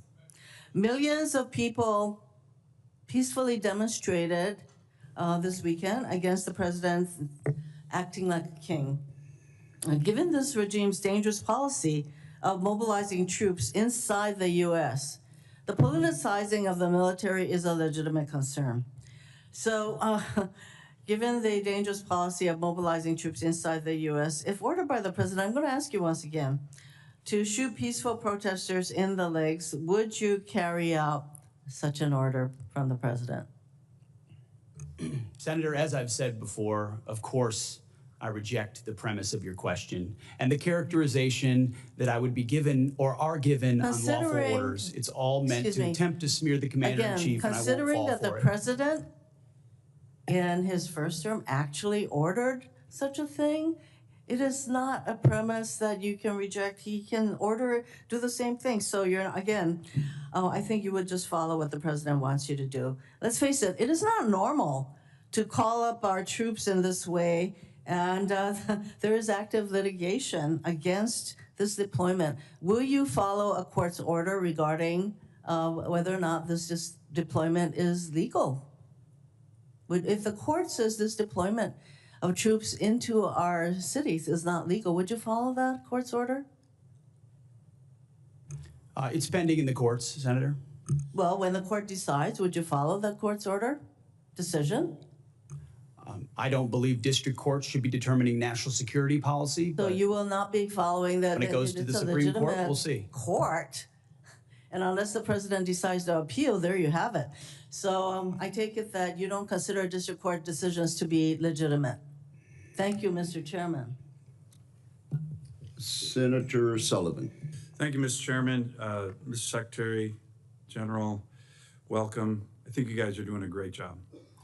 And I think this kind of line of questioning, it's amazing how my colleagues on the other side of the aisle are all now focused on readiness, right? I mean, I know my colleague from Hawaii chaired the readiness subcommittee. I think we had 2 hearings in 4 years, right? So I appreciate your focus on readiness, lethality, deterrence. Ms. Secretary, thank you also for your focus on Indo-PACOM. Your speech and attendance at the Shangri-La Dialogue was really outstanding. And General, I'm glad you were there as well. I appreciate your direct answer to the chairman on following the laws directed by the budget reconciliation bill, which hopefully we're going to get over the goal line. It'll be great for our military. It's important that all your subordinates get that message as well. I'm sure they will. General, thank you for your visit to Alaska, the most strategic place in the world. Ms. Secretary, I'd love to have you up there soon. As a matter of fact, for your staff, take a look. August 16, 18, that's going to be the overlap of two large-scale exercises in Alaska, Northern Edge, Arctic Edge. I believe the Indo-PACOM commander and NORTHCOM commander will likely be there around that time. Would love to have you there, Mr. Secretary, so take a look at that date. General, do you have any quick takeaways from your Alaska visit? Sure, thanks for hosting me up there on my way to Shangri-La. It was great to see all the soldiers, sailors, airmen, Marines on the northern flank getting after it. It reminded me of the criticality of that part of our country and the importance of taking power projection up there. And I know the services are all looking at that. So thank you for having me. Everybody appreciated your visit, so thanks again. Ms. Secretary, I really appreciate your focus on reestablishing deterrence. By the way, it's really hard to do once you've lost it. This has been particularly true with regard to Iran. Let me give you my view on how tough that has been. You know, the Quds Force, led by Soleimani, killed and wounded over thousands of U.S. service members when they were providing EFPs to the Iraqi Shia militias, while John Kerry was palling around with the Iranian foreign minister, Zarif, on the JCPOA stuff. General, you might remember one of your great predecessors, General Dunford, in a hearing before this committee, said we had completely lost deterrence, that the Iranians thought they could kill American service members anytime they wanted, and they ended up killing over 600 and wounding over 2,000 with no consequences. That was General Dunford telling this committee. We regained deterrence under President Trump's first term with the maximum pressure campaign, and in particular, killing Soleimani. Biden came in, appeasement of Iran was the order of the day, appeasement of Iran's proxy was the order of the day, and we lost deterrence again. So much so that not only did he unleash the proxies, the Iranians, and fund them, but it was public knowledge that Iran was trying to assassinate senior U.S. officials, including Mike Pompeo and President Trump. Talk about losing deterrence. Ms. Secretary, Iran's military and leadership is in complete disarray right now because of the bold actions by Israel. Is this an opportunity now to once again, like we did in the first term of the Trump administration, reestablish deterrence against this terrorist regime by making sure one way or the other they never have the capacity to enrich or produce a nuclear bomb, a goal that President Trump has repeatedly emphasized? And again, I thank you for focusing on reestablishing deterrence. It's critical, and you're right. It's difficult to reestablish when we lost it, which we did under the Biden administration. We know right now that Tehran understands exactly what the president is saying. He set 60 days. The world can believe it, and the world cannot believe it. He set 60 days. They had an opportunity to make a deal. They should have made a deal. President Trump's word means something. The world understands that. And at the Defense Department, our job is to stand ready and prepared with options, and that's precisely what we're doing. So is this an opportunity now to reestablish deterrence the way it was done in the first administration? Senator, I think we already have, in many ways, in this environment, reestablished deterrence. The question is, in the coming days, what direction that goes. Finally, Golden Dome, we look forward to working with you. It was good to see you at the Oval Office. We have a great opportunity here. Presidential leadership, your leadership, budget reconciliation bill, $25 billion down payment. Senator Kramer and I will be introducing legislation with Senator Sheehy on this next week to firmly entrench our strategy. We've been working closely with DOD on Golden Dome in the law, and we look forward to continuing to work with you on that. Thank you, Senator Sullivan. Senator Caine. Thank you. Mr. Secretary, earlier this month, you announced a plan to change the name of 3 Virginia military bases to restore the names of Confederate-era generals on those bases. You researched to find brave American soldiers with the same last names, Lee, Hill, and Pickett, who had not fought for the Confederacy and declared that those Confederate adjacent names would be restored. The problem is that you had to strip away the names of 4 amazing people that the Pentagon and local communities had chosen to honor at the Virginia bases. Van Barfoot, he was a Mississippi native, Mr. Chair, who came to Fort Pickett in the early 40s to train for war. He fought all over Europe in World War II. He won the Congressional Medal of Honor for his bravery. Leading his platoon in southern Italy, he killed 10 of the enemy, captured 17 more, and escorted 2 wounded Americans 1,700 yards to safety under enemy fire. Stayed in the Army for another 34 years, seeing action in both the Korean and the Vietnam Wars, and being assigned as the Army liaison to the Virginia National Guard at Fort Pickett. Long after he retired, he maintained his tie to the fort and to the Virginia National Guard. I was at the naming ceremony, where this base, to which he had devoted much of his life, was named in his honor. His family was there, and they were so proud. Arthur Gregg served in the Army for more than 30 years, first African-American to reach the rank of brigadier general, first to reach the rank of lieutenant general, began as an enlisted, eventually decided to become a commissioned officer, went to Fort Lee for quartermaster training, quickly rose through the ranks as an instructor, even though he was not allowed to go to the officers' club because of the color of his skin. He finished his career in 1979 as the director of all Army logistics operations around the world. He stayed near Fort Lee in retirement, raised his family there, and was a continuous beloved presence until his death last summer at 96. He was actually at the renaming ceremony with his family in 2022 at this place that meant so much to him. Charity Adams. Charity Adams was an Army officer during World War II, the first African-American woman allowed to join the WACs. She was the commanding officer of the 6888th Central Postal Directory Battalion, a unique battalion composed primarily of African-American women, making sure that American GIs in Europe got their mail during World War II. Our colleagues Jackie Rosen and Jerry Moran successfully passed a bill in 2022, giving the 6888 the Congressional Gold Medal. Charity Adams was the highest-ranking African-American woman in the military at the end of World War II. Her family was at the dedication of Fort Gregg Adams, named in honor of these 2 trailblazing logistics leaders. They were so proud.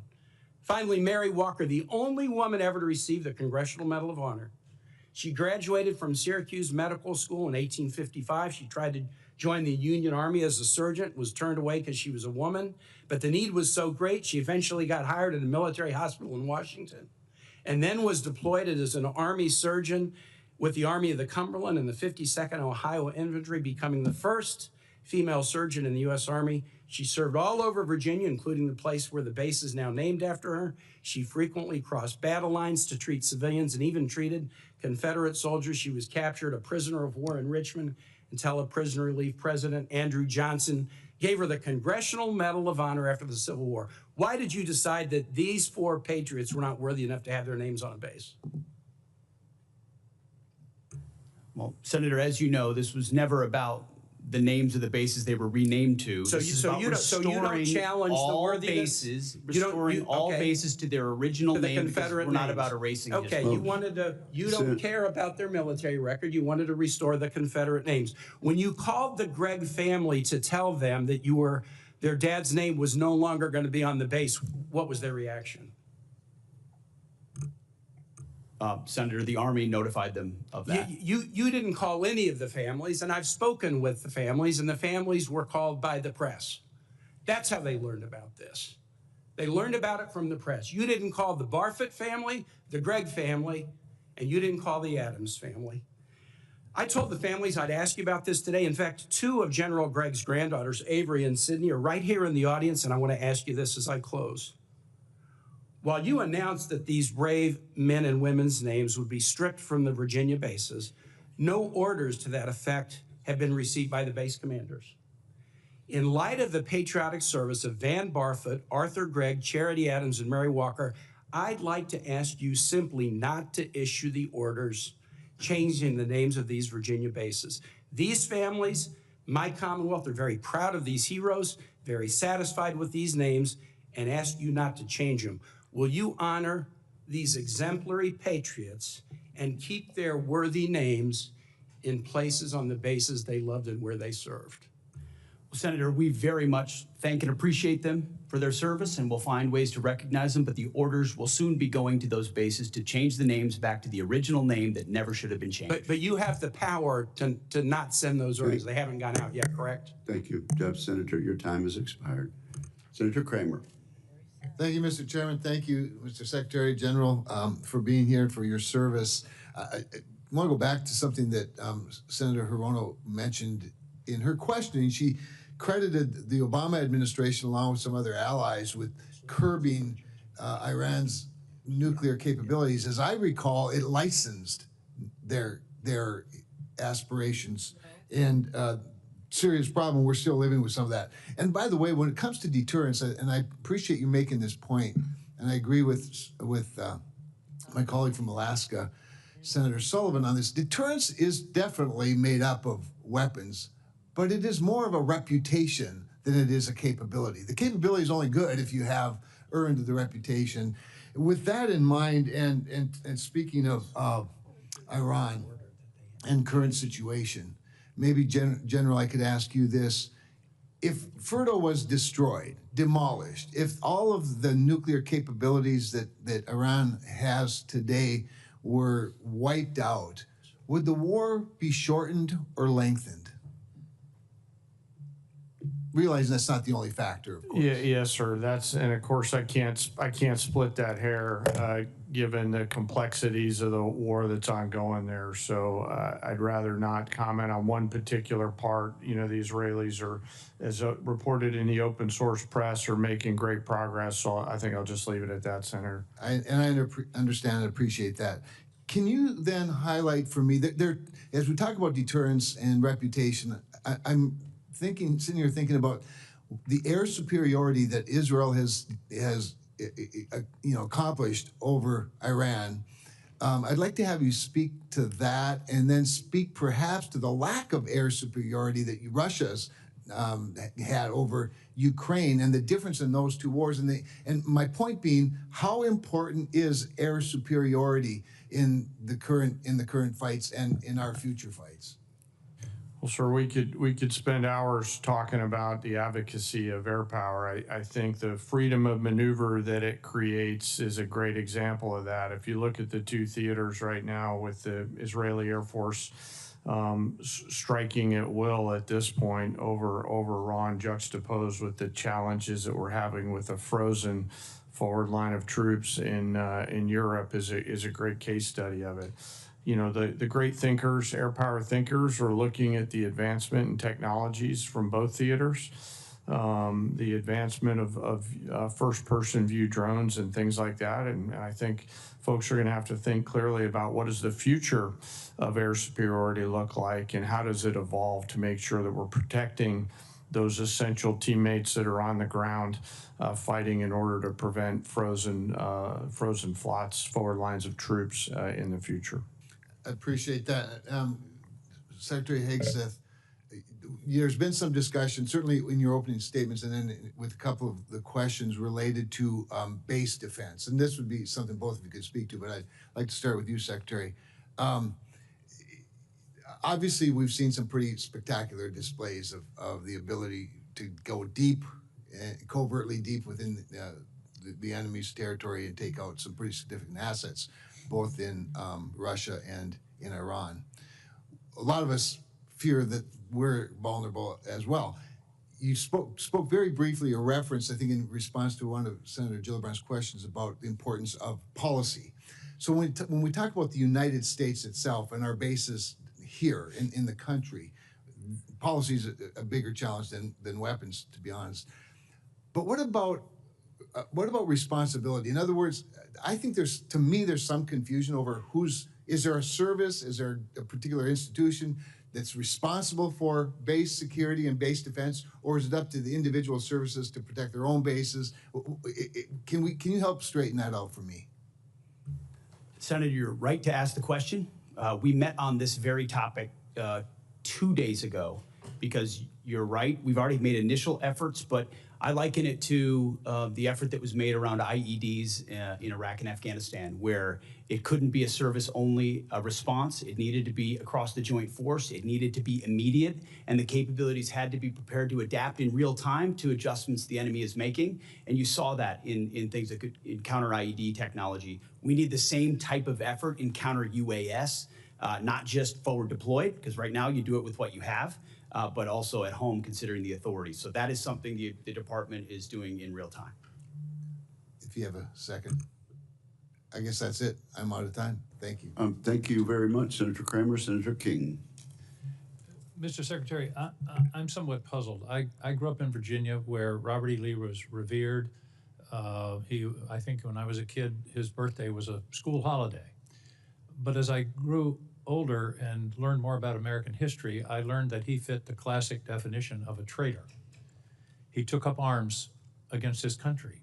He broke his oath as a member of the United States Army, which he took upon entering his career at West Point.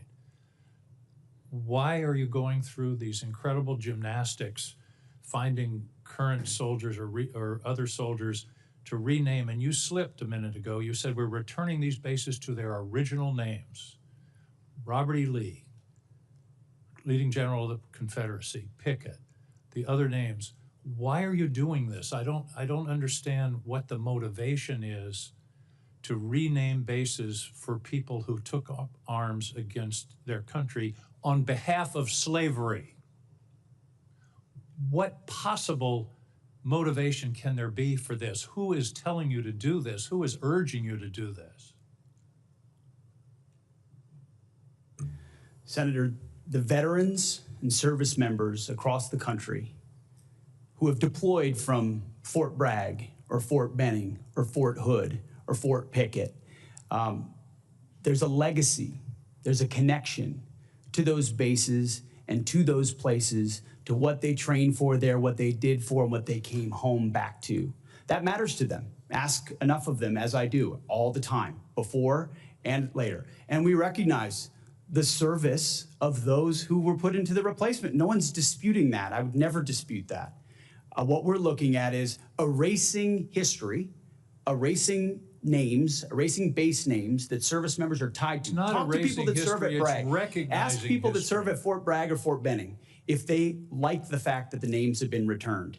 And to a man and to a woman, they will tell you, thank God we're back to Fort Bragg, and thank God we're back. And thankfully, because so many men and women in this country have served, there's a Benning and a Bragg and a Pickett and a Hood has a Silver Star or a Medal of Honor that we could rename the base to because of the limits of what Congress allowed us to do. So this is something we've been proud to do, something that's important for the morale of the Army, and those communities appreciate that we've returned it back to what it was instead of trying to play this game of erasing names. We're not erasing history, Mr. Secretary. We're recognizing history and recognizing that mistakes have been made in this country.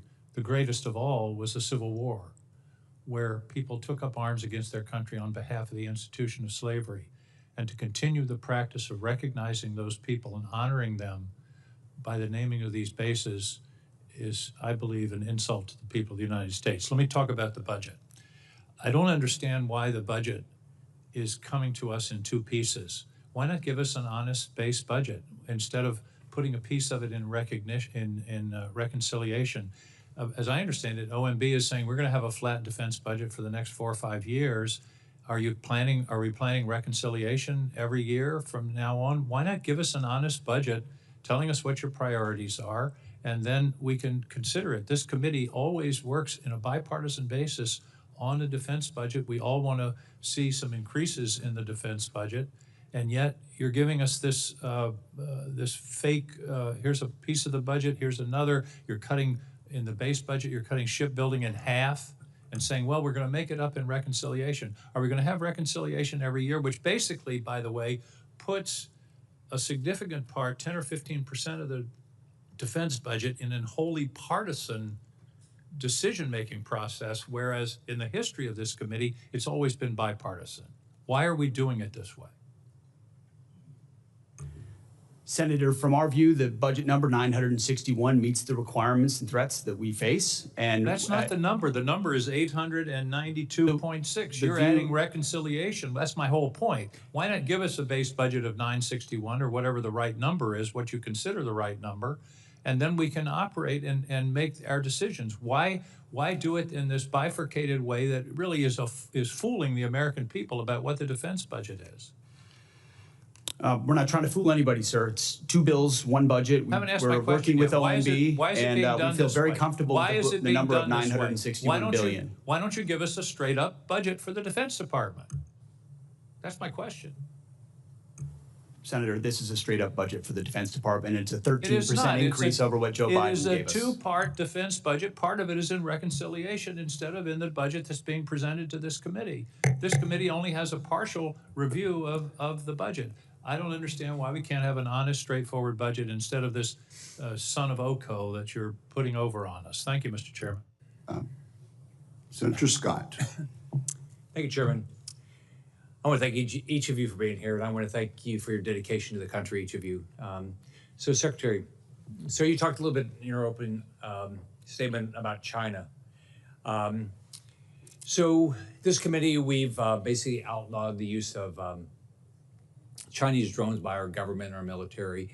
We have the ability now going forward that we won't even license them in this country. Can you just talk about the importance of making sure that our military, we don't have Chinese products, whether it's drones, we don't buy Chinese drugs for our military, we don't allow China to buy farmland close to our military bases, we don't allow them to be involved in our electrical grid, bring in despicable foods into our commissaries. Can you talk about the importance of that when they have a government that wants to destroy everybody in this room's way of life? You're correct in what you're describing, Senator. We need to get smarter, faster. And that's the kind of urgency that we feel in the Defense Department. There's been a lot of talk about prioritization and pivoting and recognizing the size and scale and scope of the Chinese threat. And then there's doing everything possible inside your decision cycle to include how you posture, how you procure, how you plan to ensure that it's not reliant in any way. You don't have Achilles heels in any part of the process, whether it's critical munitions or it's critical minerals or it's any number of our weapon systems. I mean, you've heard the president say, Golden Dome, his big signature priority for the defending the homeland will be American made, because we can't have systems like that dependent on what the Chinese could do about it later on. So we completely agree with you, and myself and the Deputy Secretary that's kind of an number one for us, is in making sure that what we source is sustainable. So if Communist China continues to build up their economy, do you think they'll continue to invest in their military? Yes, sir, and I think a lot of that spending is commingled. Right. And do you believe that that if the American public knew the risk of China and what you think about every day, that they would buy fewer Chinese products? Sure, sir, it's our job to think about that every day. If a lot of the information we saw were to be made public, there would probably be more urgency. Yes, sir. Do you think that we ought to be allowing Chinese companies to be able that support either the economy of China so they can build up a military, or companies that actually work with the Chinese military? Do you think they ought to be able to sell stocks in America?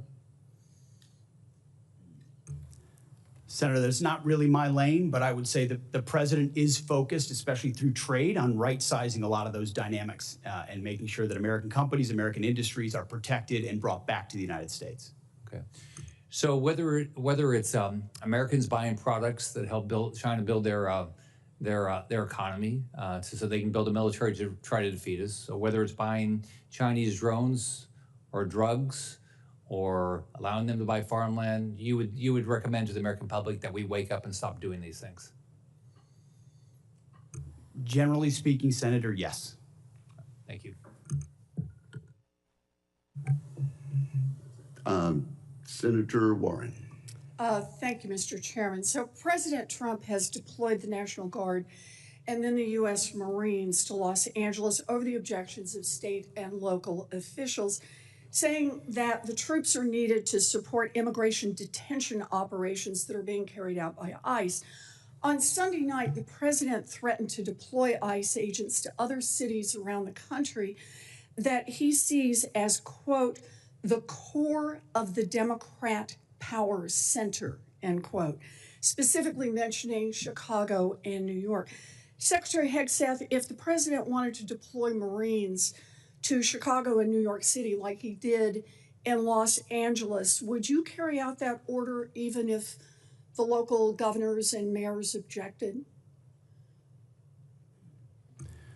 Well, Senator, because Governor Newsom was unwilling to address That's not my protecting question. federal law enforcement agents in Los Angeles, President Trump had all the authorities, and the Defense Department happily supported defending our ICE agents in the conduct of their job. They have the right as Americans to be able to do their job without being attacked by mobs. And we will protect them in that I know process. that And you if heard other my states question. needed it, we would provide that. I know that you heard my question. So you would be willing to send troops if the president ordered it to Chicago, New York City? That's right. Well, thankfully, New York City, unlike California, unlike Gavin Newsom, is willing to step up and address the issue with their local law I will enforcement. take that as a yes. How about if the president says he wants to send troops to 15 cities? Would you be willing to do that? Senator, I don't accept your hypothetical because it's That's a hypothetical. Not a real That's one. the question. You're the Secretary of Defense. Would you send troops to 15 cities if the president said do it? Would you do it? 15 cities. Again, Senator, it's a complete hypothetical lacking any context Look, at all. You're the Secretary And I refuse of to box Defense. myself in based on Well, you can questioning on a refuse, hypothetical. but you're here asking for $1 trillion, and I want to know how you're going to spend it. And so my question is, if Donald Trump tells you to send troops to 15 American cities, are you going to spend the money and send the troops? Thankfully, we're spending money on securing our southern border, a way the previous administration abandoned and allowed Okay, so you're 21 not gonna million answer illegals to that enter our question country. So anyway. defending our homeland is a real serious priority under this administration, and we're doing I it. understand the question about defense. Secretary Hegseth, about 4,000 National Guard troops and 700 Marines have been sent to LA. Is there a number of troops deployed to American cities over the objections of governors and mayors at which you would be concerned that we are undermining our national defense? Senator, we've spent 2 decades guarding other people's borders. We think at the Defense Department it's about time we shore up ours. So that's my question. Is there a number at which sending those troops to Los Angeles or Chicago or New York starts to undermine our ability to defend ourselves around the globe? Is there a number? Senator, we look at capabilities and readiness around the globe all the time, and we're quite satisfied with our capabilities to defend the homeland, and we'll provide more if and when it's necessary. So you are satisfied with our capabilities. Let me just ask, have you actually done the analysis and figured out how many troops you can deploy domestically before you start to undermine readiness around the world? Have you done that analysis? Yes, ma'am. Then would you let the rest of us in on it? We are the Senate Armed Services Committee, and you're here to ask for $1 trillion. What's the number? We've got contingencies and plans for any number of capabilities should governors be unable, as Gavin Newsom has been, So can you to give actually us a secure his ballpark own on federal what that agents number in their is? cities. How many troops can you deploy domestically before you start to cut into our readiness internationally? As I said, previous administrations deployed our National Guard all around the globe in numbers I have a far number, beyond but what we you're were capable just of not gonna supporting. tell So us. limited contingencies ask you inside the one United more States to question. protect federal law enforcement If is the Supreme Court orders doable. you to remove troops from American city streets, will you do so? Can you repeat the question, please? Yes. If the Supreme Court orders you to remove troops from American cities, will you do so? As I've said, Senator, I don't believe district courts should determine national security policy, but if the That was Supreme not my Court rules question. on a topic, we will abide by that. Okay. You know, during her press conference last week, Secretary Noem said, "We are staying here to liberate the city from its mayor and its governor, people who were elected by a majority of voters. Secretary Hegseth is saying he is ready to deploy more troops and won't tell us what the implications are for our national defense. This is un-American and it makes us unsafe. I wish our Republican colleagues would speak up. The time of the senator has expired. Senator Tuberville. Thank you, Mr. Chairman. Thanks for being here today. Mr. Secretary, thanks for looking out for the law enforcement and the millions of people in California that still love this country and want this country to survive, and not the radicals that wave non-American flags, that protest in the streets, tear things down. It is ridiculous, and thank you for doing what you're doing, you and President Trump. It's getting out of hand. Chairman of the Personnel Committee, thanks for your recruiting. You're doing great. Keep looking out after the quality of life. Please do that. We've done research after research. We did give a raise. We want to continue to give raises. These first-year staffers in this building make tens of thousands of dollars more than first-year military personnel. That's not right. We need to change that. It's an all-volunteer Army, and thank you for working towards that. Mr. Secretary, China's kicking our butt in AI. Okay, they can build something in a year that takes us 3 or 4 years to build. The budget provides for increases in AI investment of $250 million. Is that adequate for us to catch up with China? Senator, we are very aware of the accelerant that is AI, and that it is the next chapter, the next sphere of where advantages will be gained. And we are making the necessary investments, we believe, in this budget to stay there. We're also working with private industry in the United States, who's thankfully at this point isn't getting their butt kicked yet by China, and I think presents an opportunity for us to work with them to press the advantage. So we're looking for private partners as well to enhance our capabilities across the DoD. You have to know your problems and where you're at before you can go forward. And hopefully we're understanding that. Obviously, we've got a lot of problems that's going on. Mr. Secretary, your opening remarks mentioned the force-wide review of military standards. What's the status of that review? It is ongoing and very close to fruition. We've reviewed standards specifically on combat MOSs first to ensure that we haven't seen a reduction in pursuit of quotas or any other agendas. So standards are being moved back to where they were at their highest level, gender neutral. And then we're looking at overall fitness standards, overall grooming standards, overall basic standards across our formations that we believe have slipped, certainly under the previous administration, but over decades. But we're being very careful about it too. We don't want to make big changes that are wide sweeping that have unintended consequences. So we're looking service by service, but also trying to simplify and clarify as much as possible. High standards, clear standards that set us apart. Thanks for your help on putting me on the Air Force Board of Visitors, a military academy, and look forward to going out soon. It is very important we understand we do have problems in the Air Force Academy, and we're going to get those straightened out one way or another. So thanks for you and President Trump putting me on that, the Board of Visitors. General Caine, the last few years we've seen major efforts to refocus our services for future fights. Marine Corps Force Design and the Army's Transformation Initiative are major changes to the Joint Force. Can you describe the Joint Staff's level of involvement in these efforts? Sure, thanks for the question. As the services carefully consider what they need to look like, one of my primary jobs is a global integrator, and so I look at all of these capabilities as well as capacities, and then through a series of formal products that we deliver to the Secretary, have a chance to give the Secretary my views on this. I appreciate the leadership of both of those services, all of the services, and the combat commanders to identify what the fight of the future looks like and what the force mix of the future needs to look like. So we're deeply involved in all that. Thank you. Just this right up my alley here. One important aspect of recruiting is how our services are represented in elite sports. We have made progress here, but we still have to work and and work some things out. But West Point this year, they had a young man that was drafted to play baseball. In the past times when President Trump was in, he allowed them to go do their thing in baseball and then come back and fulfill their service, but are disallowing a young man at West Point to go to Major League Baseball. Could you look in that, Mr. Secretary? Coach, we will review that, yes. Thank you very much. Thank you, Mr. Chairman. Thank you. Senator Peters. Thank you, Mr. Chairman.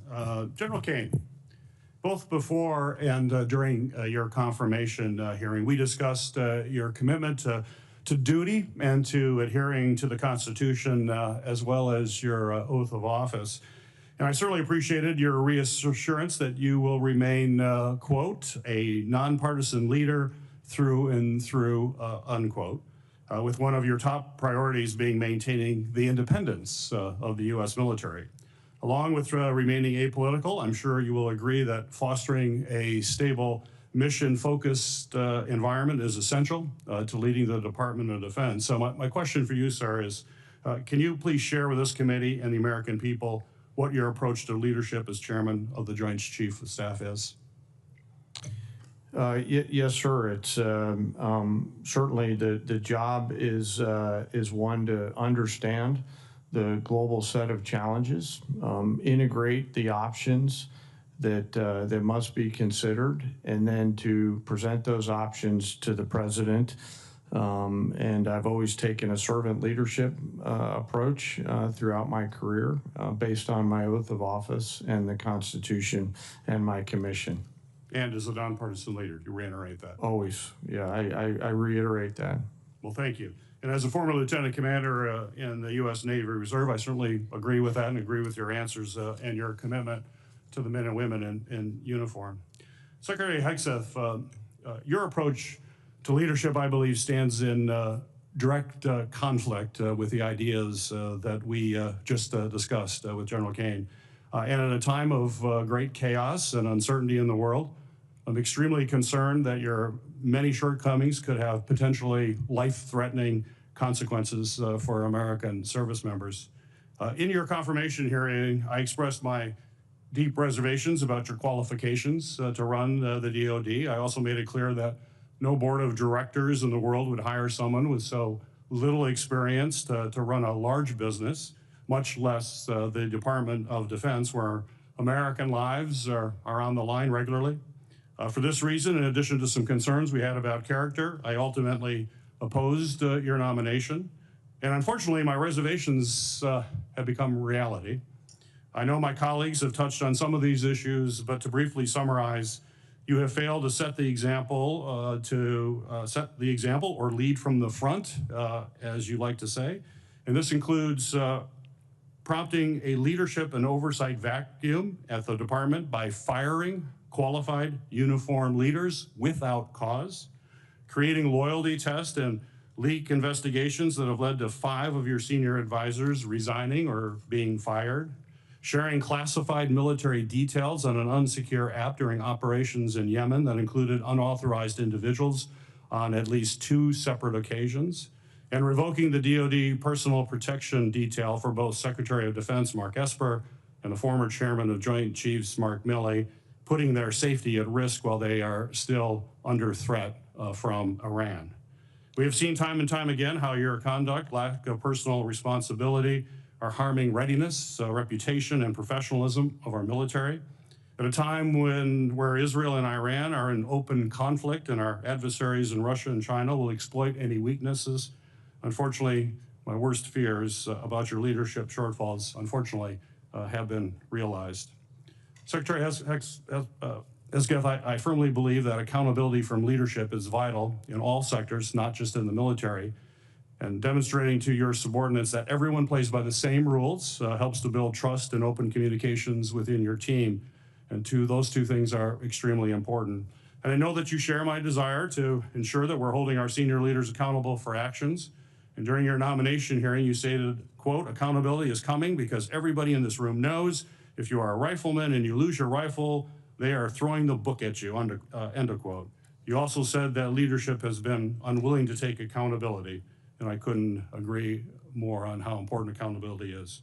As we all know, at the request of this committee, the Department of Defense Inspector General launched an investigation into your use of Signal, an unclassified commercially available messaging application to discuss information pertaining military actions in Yemen.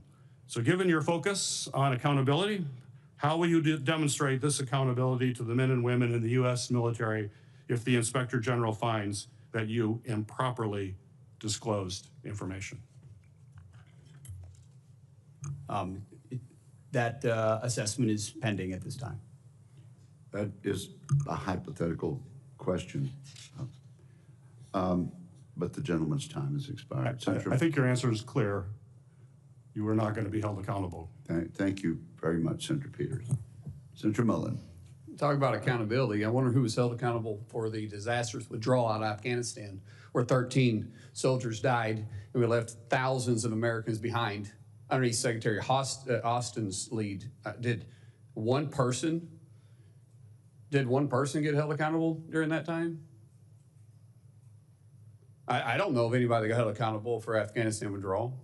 But let's talk about that. And let's talk about the turmoil to which my colleagues on the other side of the dais wants to talk about. Let's talk about that turmoil. Underneath Secretary Austin, who was a general, by the way, you had the lowest morale measured in our military history. You had retention absolutely disastrous.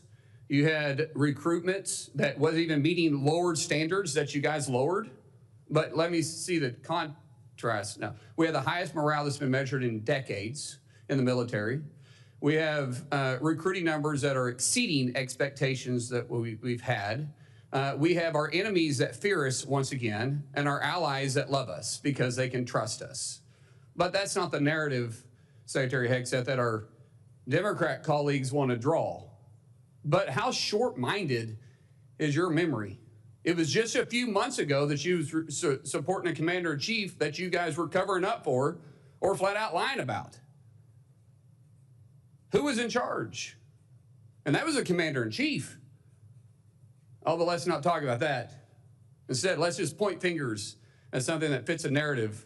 You want to talk about war powers or the fact that during our reposturing in the Middle East against Iran, which would have never taken place if our colleagues on the other side would have held the administration accountable while they're giving billions of dollars back to Iran and knowing good and well during the briefings that they were actually trying to develop a nuclear weapon, but we turned a blind eye to that. And now the mess that was created by the Biden administration, this administration, or the Trump administration, and the leadership of Secretary Hegseth is simply trying to clean up. But forget about the past. Let's talk about this. Oh, let's talk about reposturing, by the way. And was it Secretary of the Navy, Del Toro, that came to us and said that he was fighting the largest naval battle since World War II? Did anybody in this dais authorize that? That was his words, who sat right there where Secretary Hegseth was, and I laughed. And I said, I didn't think the Houthis had a Navy, so why are we fighting a naval battle there? And did you guys complain about it? Did you all say one thing about it? Nope. You just sat there. Because, hey, it didn't fit your narrative, but this one does. And then anyone want to start talking about the National Guard and the Marines. Didn't President Eisenhower deploy troops or federalized troops in Arkansas in 1957 and also deploy the 101st Airborne because the governor then refused to protect civil rights and personal property? Yeah.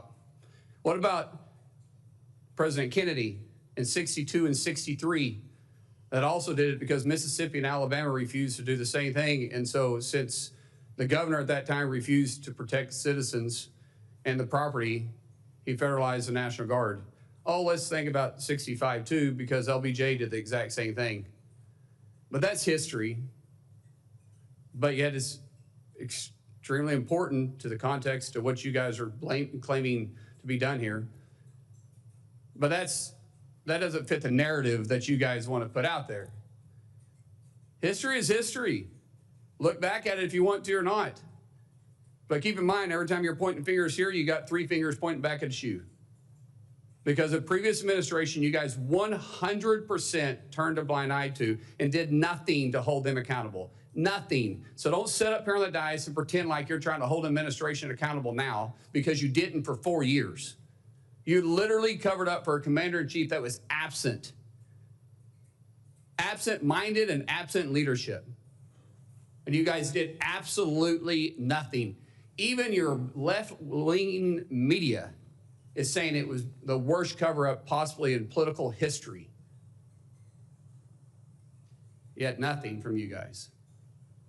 You all should be ashamed of yourself. Literally, you should be ashamed of yourself. I yield back. Thank you, Senator Mullen. Senator Rosen. I yield my time to Senator Duckworth. Senator Duckworth. Thank you, Mr. Chairman. In response to my colleague from Oklahoma, I believe the Secretary of Defense has just responded last week and admitted that the $1 billion mission that he led against the Houthis, who do not have a navy, has not restored the transit of U.S. flag commercial vessels through the Red Sea, and in fact has resulted in the loss of 2 F-18 Hornets to the tune of $60 million apiece, as well as, I believe the last count was 7 Reaper drones to the tune of another $200 million. You are blowing through money like my fellow cadets and I did in our First Liberty after basic camp. Luckily, I didn't end up with a questionable tattoo. Your failures, Mr. Secretary, since you've taken office has been staggering.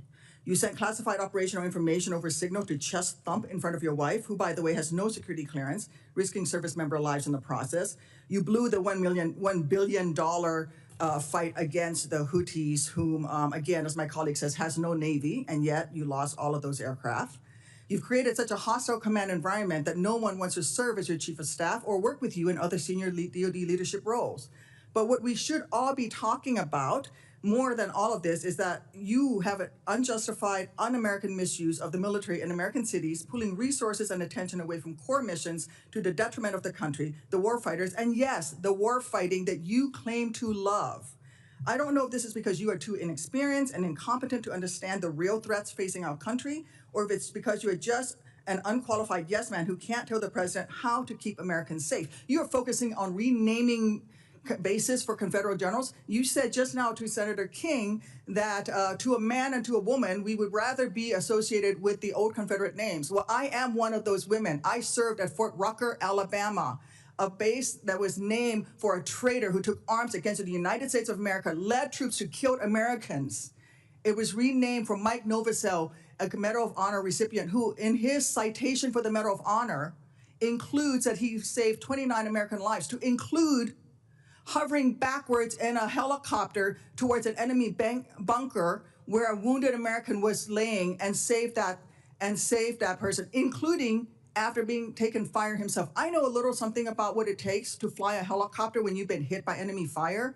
That was heroic. I'd rather be associated with Mike Novosel than a failed Confederate traitor. I don't know whether you are inexperienced or too incompetent, but I wonder when you will actually focus on our nation's warfighting mission. We know that California is just a deliberate, systematic, political, and dangerous campaign led by you. We should not be using our military to play cops against Americans. General Caine, as chairman, a key part of your job is to coordinate military planning across the joint force. Is the department currently incorporating into any military plans expanding the use of the reserve forces to include the National Guard or active duty troops to support domestic law enforcement, including in other locations in the United States? Senator, you know, we careful. No, General. Well, it's not really a yes or no question, Madam Senator. We plan all kinds of different things. I think it is a yes or no question. I'm not aware of anything, but the reason why I'm answering is the tags may be looking at something that I'm not aware of. What are you doing at your level? You're not aware of that happening at your level? Because we know that on his first day, President Trump directed U.S. Northern Command to revise its unified command plan to add new planning requirements to combat, and I quote, criminal activities. A series of follow-up executive orders continue to redirect DoD priorities to supporting domestic law enforcement, including one in April that tells DoD, and I quote, use national security assets for law and order. In other words, do law enforcement's job. I'd like to enter these executive orders into the record, Mr. Chairman. Is there objection? Without objection, Secretary sword. Hegseth, you say you are focused on warfighting and warriors. These are your words. Yet you are diverting untold DoD resources and attention to a fundamentally non-military mission of domestic policing. Across our country, we have qualified police officers who are trained for that mission. They know those streets better than the Marines you deploy to Los Angeles, who normally focus on the Indo-Pacific. And you recently approved 700 more troops in 3 other states to do admin and logistics works for ICE. You say all of this is valuable training, but I would much rather have our troops do tough, realistic training relevant to high-end combat. Instead of typing in spreadsheets for ICE, they should be conducting live fire maneuver exercises. Instead of patrolling American neighborhoods and standing in front of federal buildings, they should be rehearsing call for fire missions. We have local police who can stand in front of those federal buildings. And the list of distractions goes on. You are encouraging the DoD workforce to go work for DHS in increasing numbers. You're pulling the military away from facing foreign enemies who literally say things like death to America. And you're putting troops with weapons aimed at Americans. Mr. Secretary, let the military get back to its real job. Stop forcing them to do DHSs. And if you want to be the DHS Secretary, maybe you can apply for that job when you're fired from this one due to your incompetence. The senator's time has expired. Senator Budd. Thank you, Mr. Chairman, and thank you all for being here.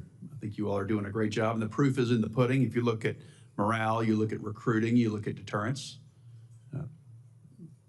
Incredible performance compared to the last administration. So thank you all for your work, and in short order as well. Mr. Secretary, while I was overseas and time zones away this past weekend, I was able to watch the parade, even though it was on a size of a phone screen.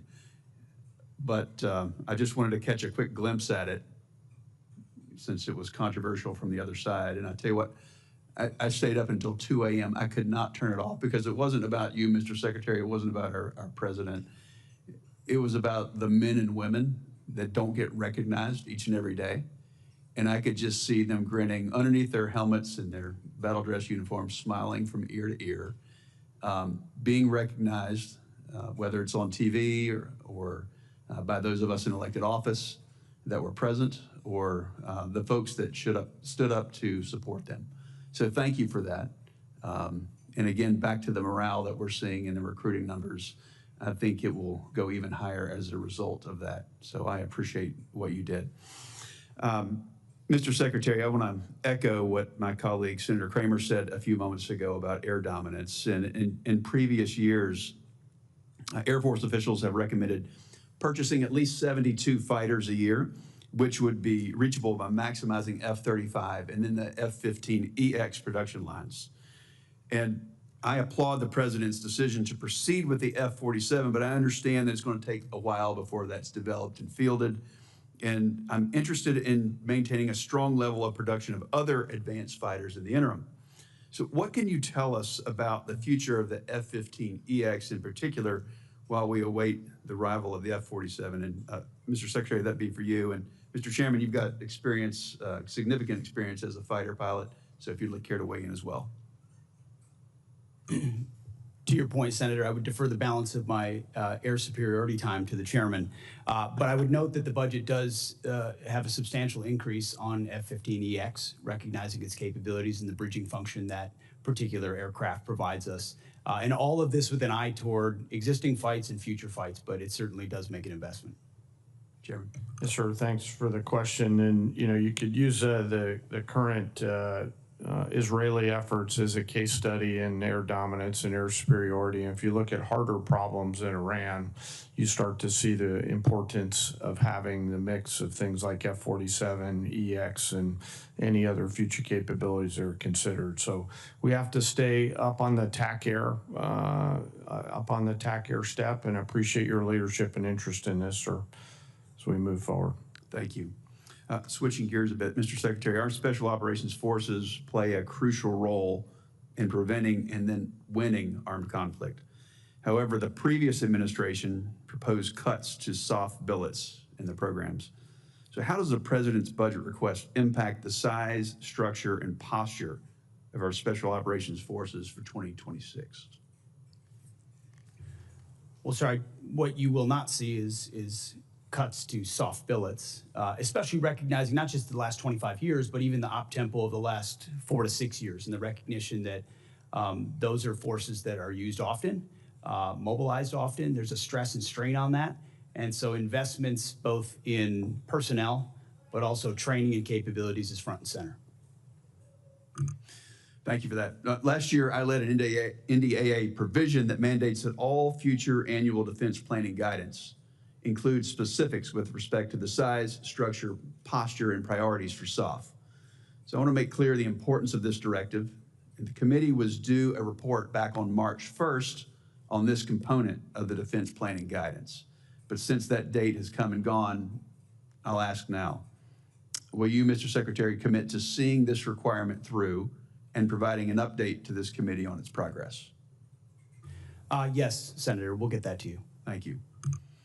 I want to ask briefly about munitions, Mr. General Caine. How do you see the rate of munitions usage in Ukraine, in the Middle East, particularly our ground-based interceptors and air-to-air missiles influencing this budget request and future budget requests? Well, Senator, we're always mindful of the consumption rate. One of the great case stories of the fight in the Middle East is the advancement of use of rockets, laser rockets, to target one-way attack drones, which I know the committee helped push, and that's helping to save some of our critical air-to-air munitions. And I can circle back with you on the other matters offline, sir. Please do. Thank you, Chairman. Thank you very much. Senator Kelly, Senator Rosen yielded her time to Senator Duckworth, who was scheduled to be last. Do you think we ought to go ahead and let Senator Rosen ask questions right now? 100%. Absolutely. Senator Rosen, you're recognized. I thought I would just create a stir down there. No, I thank you to my seatmates on both sides. Thank you, Mr. Chairman. We take care of each other. And again, thank you, Chairman Wicker, Ranking Member Reed, for holding this hearing, Mr. Secretary. We have a short amount of time, so I'm just going to ask a few simple questions, and I would just appreciate if for some of them you would just answer yes or no. And so, Secretary Hegseth, would you agree that every senior official in the Department of Defense must reflect the values and conduct that our service members must uphold and our citizens expect? Senator, we want to uphold the highest possible standards. I'll take that for a yes. So would you also agree then that anti-Semitism and anti-Semitic conspiracy theories have no place in our government or military? Yes or no? They should not. Thank you. So would you also agree that anyone who has posted, and I'm going to quote, anti-Semitic conspiracy theories lifted right out of a neo-Nazi playbook, end quote, shouldn't be anywhere near a position of power? Yes or no? Since I don't believe the characterization of many officials in the news media, I would need to see precisely what's being characterized. But generally, would you not say that if Generally we speaking, thought sure. something was coming out of a neo-Nazi playbook, it doesn't have any place in our Department of Defense? Now, Secretary Hegseth, the quote that I just read you was referencing Ms. Kingsley Wilson, the DoD press secretary. It's a direct quote from her, who my Republican colleagues on this committee have also expressed alarm over due to her comments.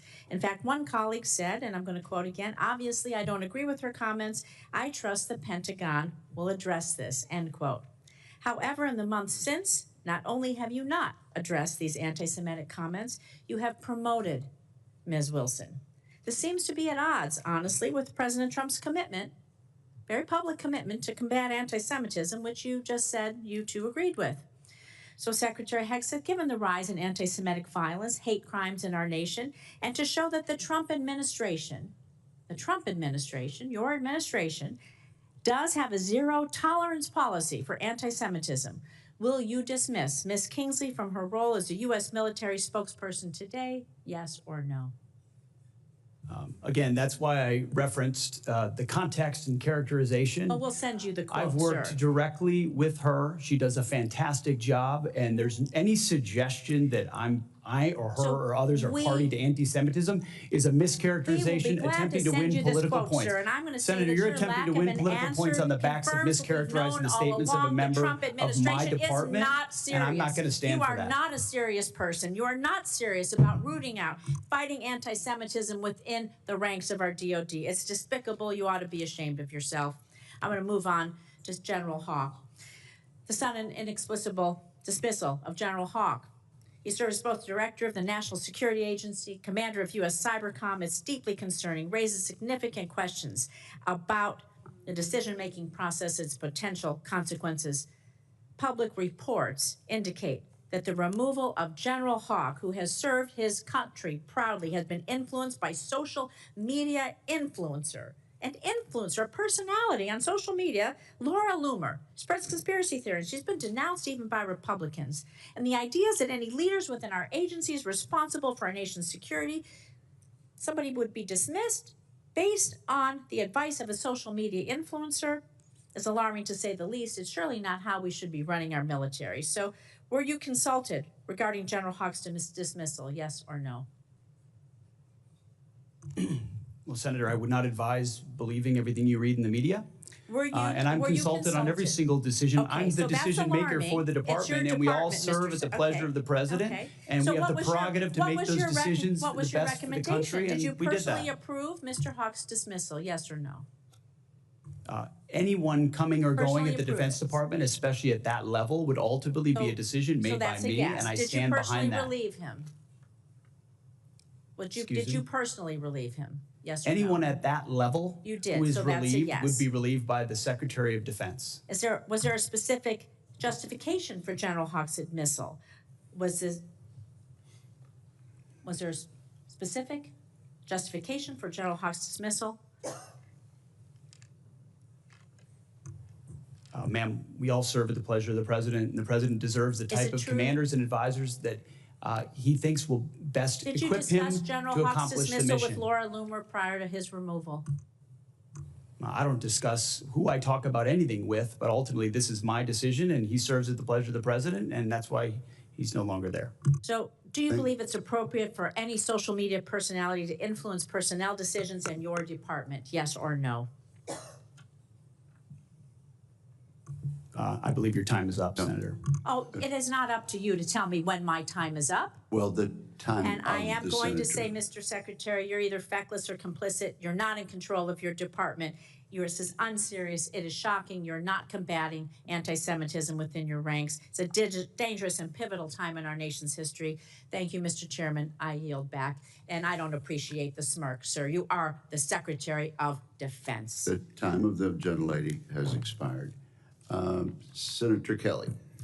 Thank you, Mr. Chairman. Mr. Secretary, I want to talk about the proposed Golden Dome missile defense system. There's a request to spend $25 billion in this year alone. First of all, is this system designed to intercept a full salvo attack?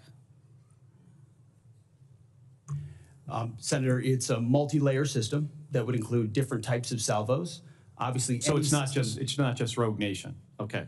And, well, it's meant to. Yes, it's not meant to be just one nation. It could be utilized in Against Russia or scenarios. China, full salvo. So what kind of reliability are you aiming to build into the system? Are we looking for something like 4 nines on intercept success? 99.99% reliability? Obviously, you seek the highest possible. You begin with what you have and integrating those C2 networks and sensors, building up capabilities that are existing with an eye toward future capabilities that can come online as quickly as possible, not just ground-based, but space-based, So all aspects. against future capability too. So do you believe that we can build a system that can intercept all incoming threats? You think we could build that system? This is a very hard physics problem. You would know as well as anybody, sir, how difficult So this we're- problem is, and that's why we put our best people on it. We think the American people deserve it. So let me tell you what I think we're facing here. You're ongoing talking threats. about hundreds of ICBMs launched simultaneously, varying trajectories, MIRVs, so multiple reentry vehicles, thousands of decoys, hypersonic glide vehicles, all at once. And considering what the future threat might be, it might even be more complicated than that. And you're proposing spending not just $25 billion, but upwards of, I think CBO estimated this at least $500 billion, other estimates, $1 trillion. I am all for having a system that would work. I am not sure that the physics can get there on this. It's incredibly complicated. So I want to get to another issue that you're facing here. How much of the staff of the Office of the Director of Operational Test and Evaluation did you cut?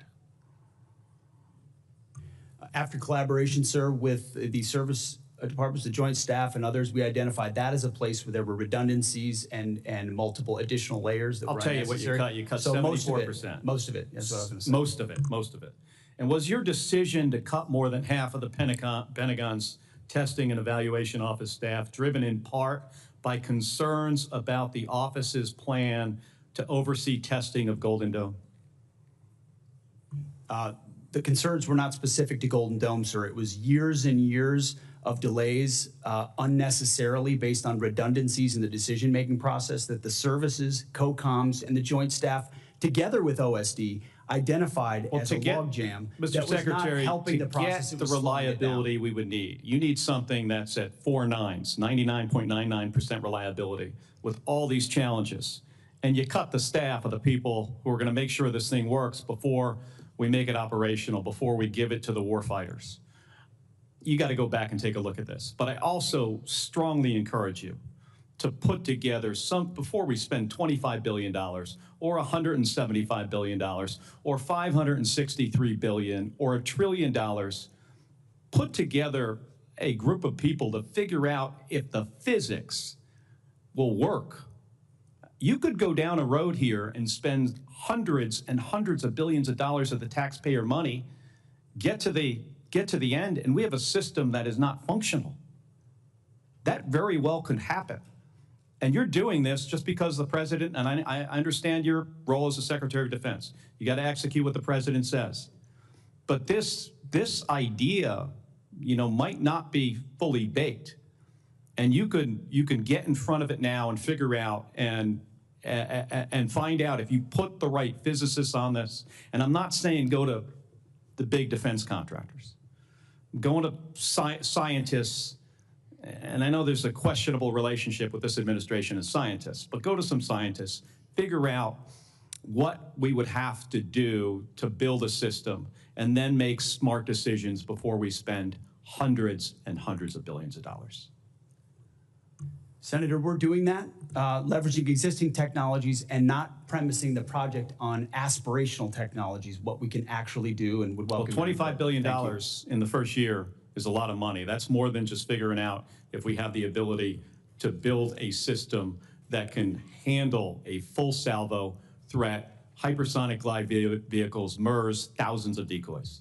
Thank you, Mr. Thank Chairman. you, Senator Kelly. Senator Sheehy. For General Caine, curious of your thoughts. Now you're in the chair officially. China's building ships about 230 times faster than we do. Our ability to scale our maritime industrial base has been the subject of much discussion. And my biggest concern is we could give the Navy unlimited funds right now, and even that wouldn't be able to fix the problem we have within the existing paradigm. And we have to rethink how we acquire, deploy, and maintain our Navy. As we approach potentially a new CNO taking the seat here, what are we doing at the department level to explore alternative ways like leasing a Navy, like giving private industry the incentive to build stable requirements, towards stable requirements with consistent engineering specs so that they can build to these requirements, let private industry take some risk and extend themselves on this so we can benefit from the ability and the agility of private industry to solve problems quickly.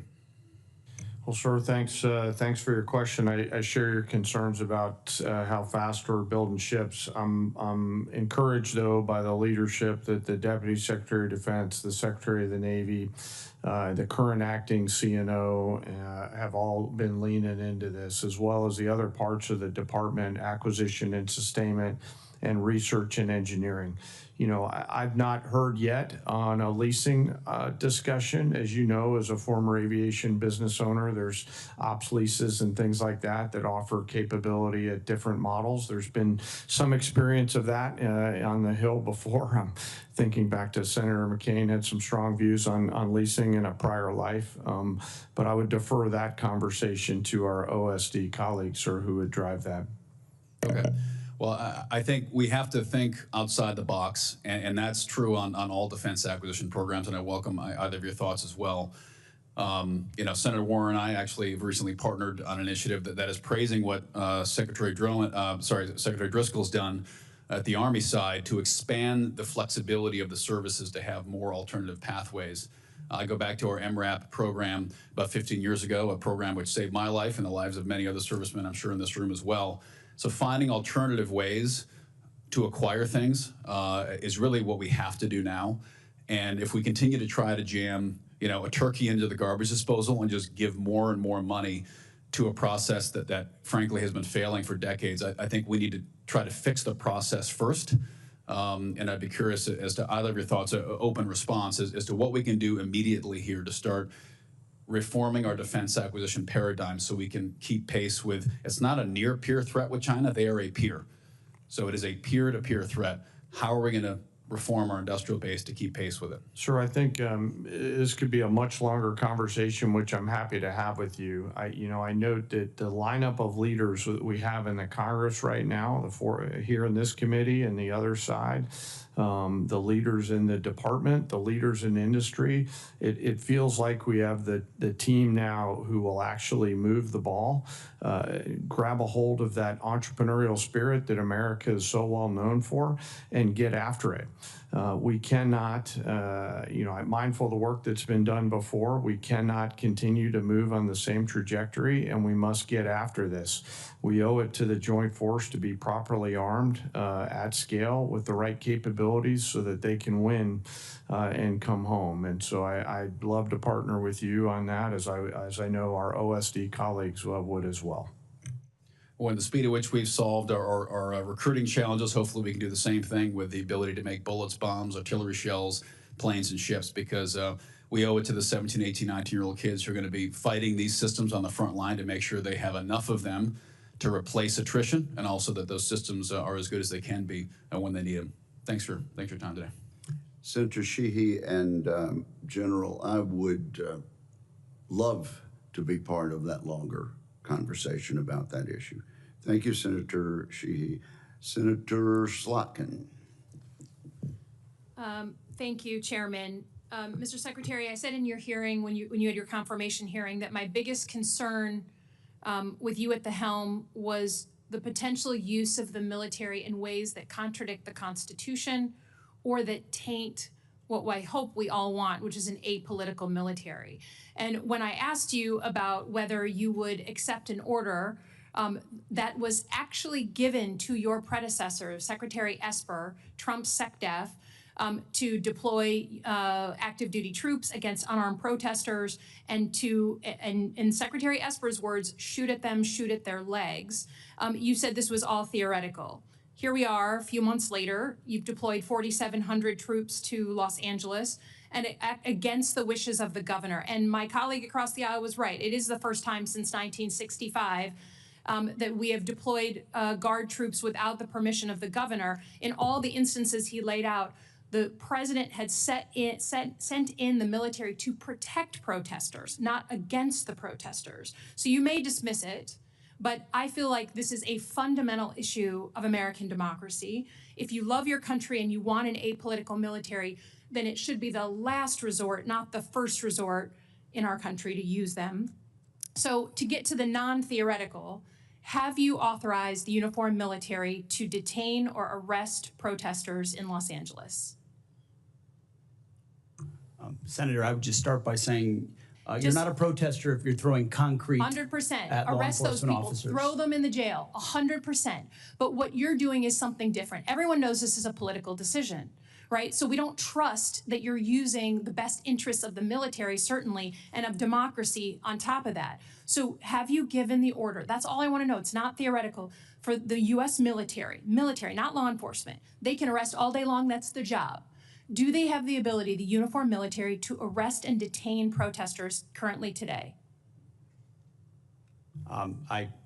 It's a yes or no thing. Authority. It's sort of amusing the extent to which the speculation is out there These troops are given very clear orders. Then what is to- the order? Then list it out for us. It's all Be a been man, list it out. It's all- Did you authorize them to detain or arrest? That is a fundamental issue of democracy. I'm not trying to be a snot here. I'm just trying to get the actual, did you authorize them to do that? All of these orders and what they're sent there to do are public.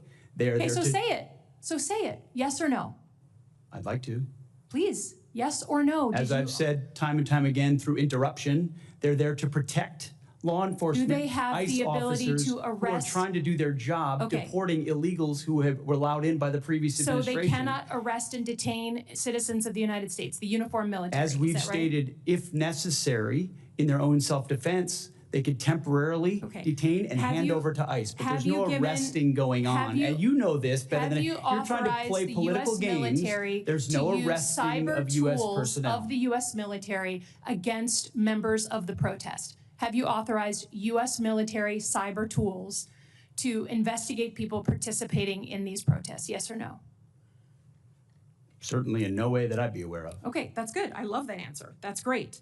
Have you given the order to be able to shoot at unarmed protesters in any way? I'm just asking the question. Don't laugh. Like the whole country. And by the way, my colleagues What is across that the based aisle. on? What evidence would you It have is that an based order on like that Donald has ever Trump been given? giving that order to your predecessor, to a Republican Secretary of Defense, who I give a lot of credit to because he didn't accept the order. He had more guts and balls than you because he said, I'm not going to send in the uniformed military to do something that I know in my gut isn't right. He was asked to shoot at their legs. He wrote that in his book. That's not hearsay. So you're poo-pooing of this. It just shows you don't understand who we are as a country.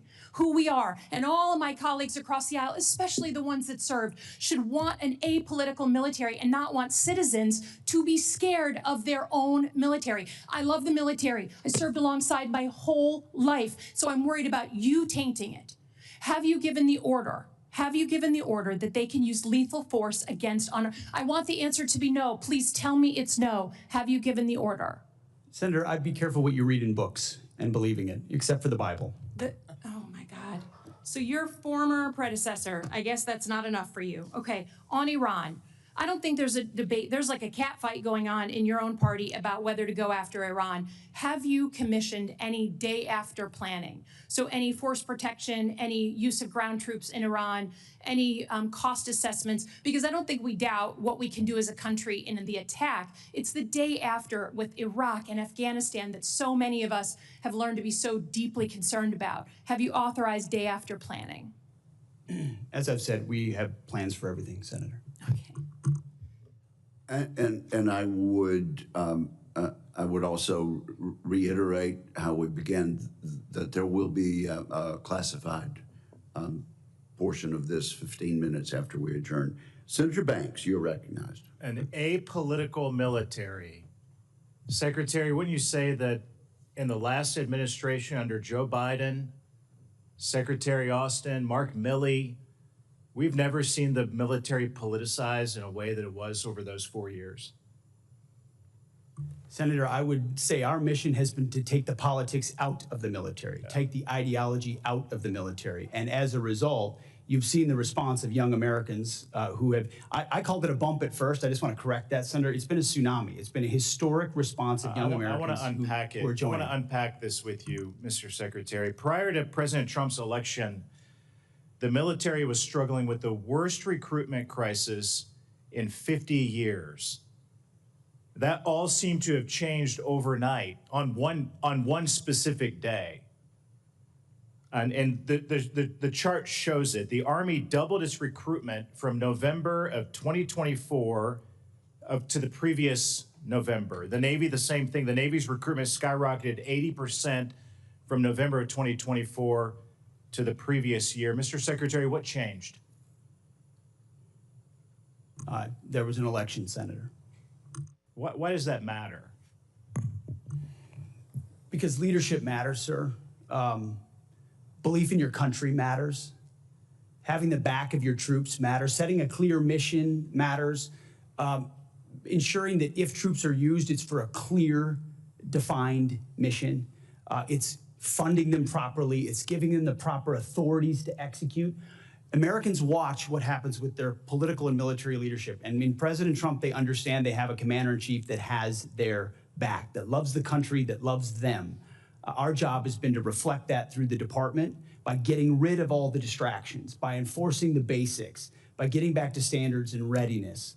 And as a result, we've seen a generation of young people stand up and say they want to serve under President Trump. These numbers have steadily increased. As you said, you called it a tsunami. I mean, I call it the Trump bump because it did begin on one day, but every month since, we've seen those recruitments for the Army and the Navy, especially the best Navy recruitment in 20 years, the best Army recruitment in 15 years. How do we keep that up? Well, sir, I think we keep that up by staying true to what we said we would do to those young Americans and their families. I wrote a book before I started this process, talking to a lot of vets and their families who are wondering whether they would recommend military service to the next generation. I hear from them and others who say, now we're willing to do that under this president's leadership. Staying true to who we are, staying true to the basics, the Constitution, their core mission, keeping them ready, funding them and supplying them properly, and then having their back, truly, matters. And I think by doing that and then emphasizing recruiting and the basics, I think we'll continue to be able to be on the right trajectory. Mr. Secretary, I've never seen a Secretary of Defense that's so in tune with our soldiers, our sailors, our airmen and Marines as you. You've gone out and you're visiting with them, you're talking to them every single day. What kind of stories are you hearing, especially from our newest recruits? I mean, what are they telling you? What are they telling you specifically about why it matters? Well, I'll start with those that are re-enlisting or they've been in for a while who say it's all changed. The entire environment's changed. The morale, the spirit. They feel the change. They feel the idea that if I'm given a job to do, I'll be given everything necessary to do it, the authorities to do it. I'm not being micromanaged. I know that my commander will have my back.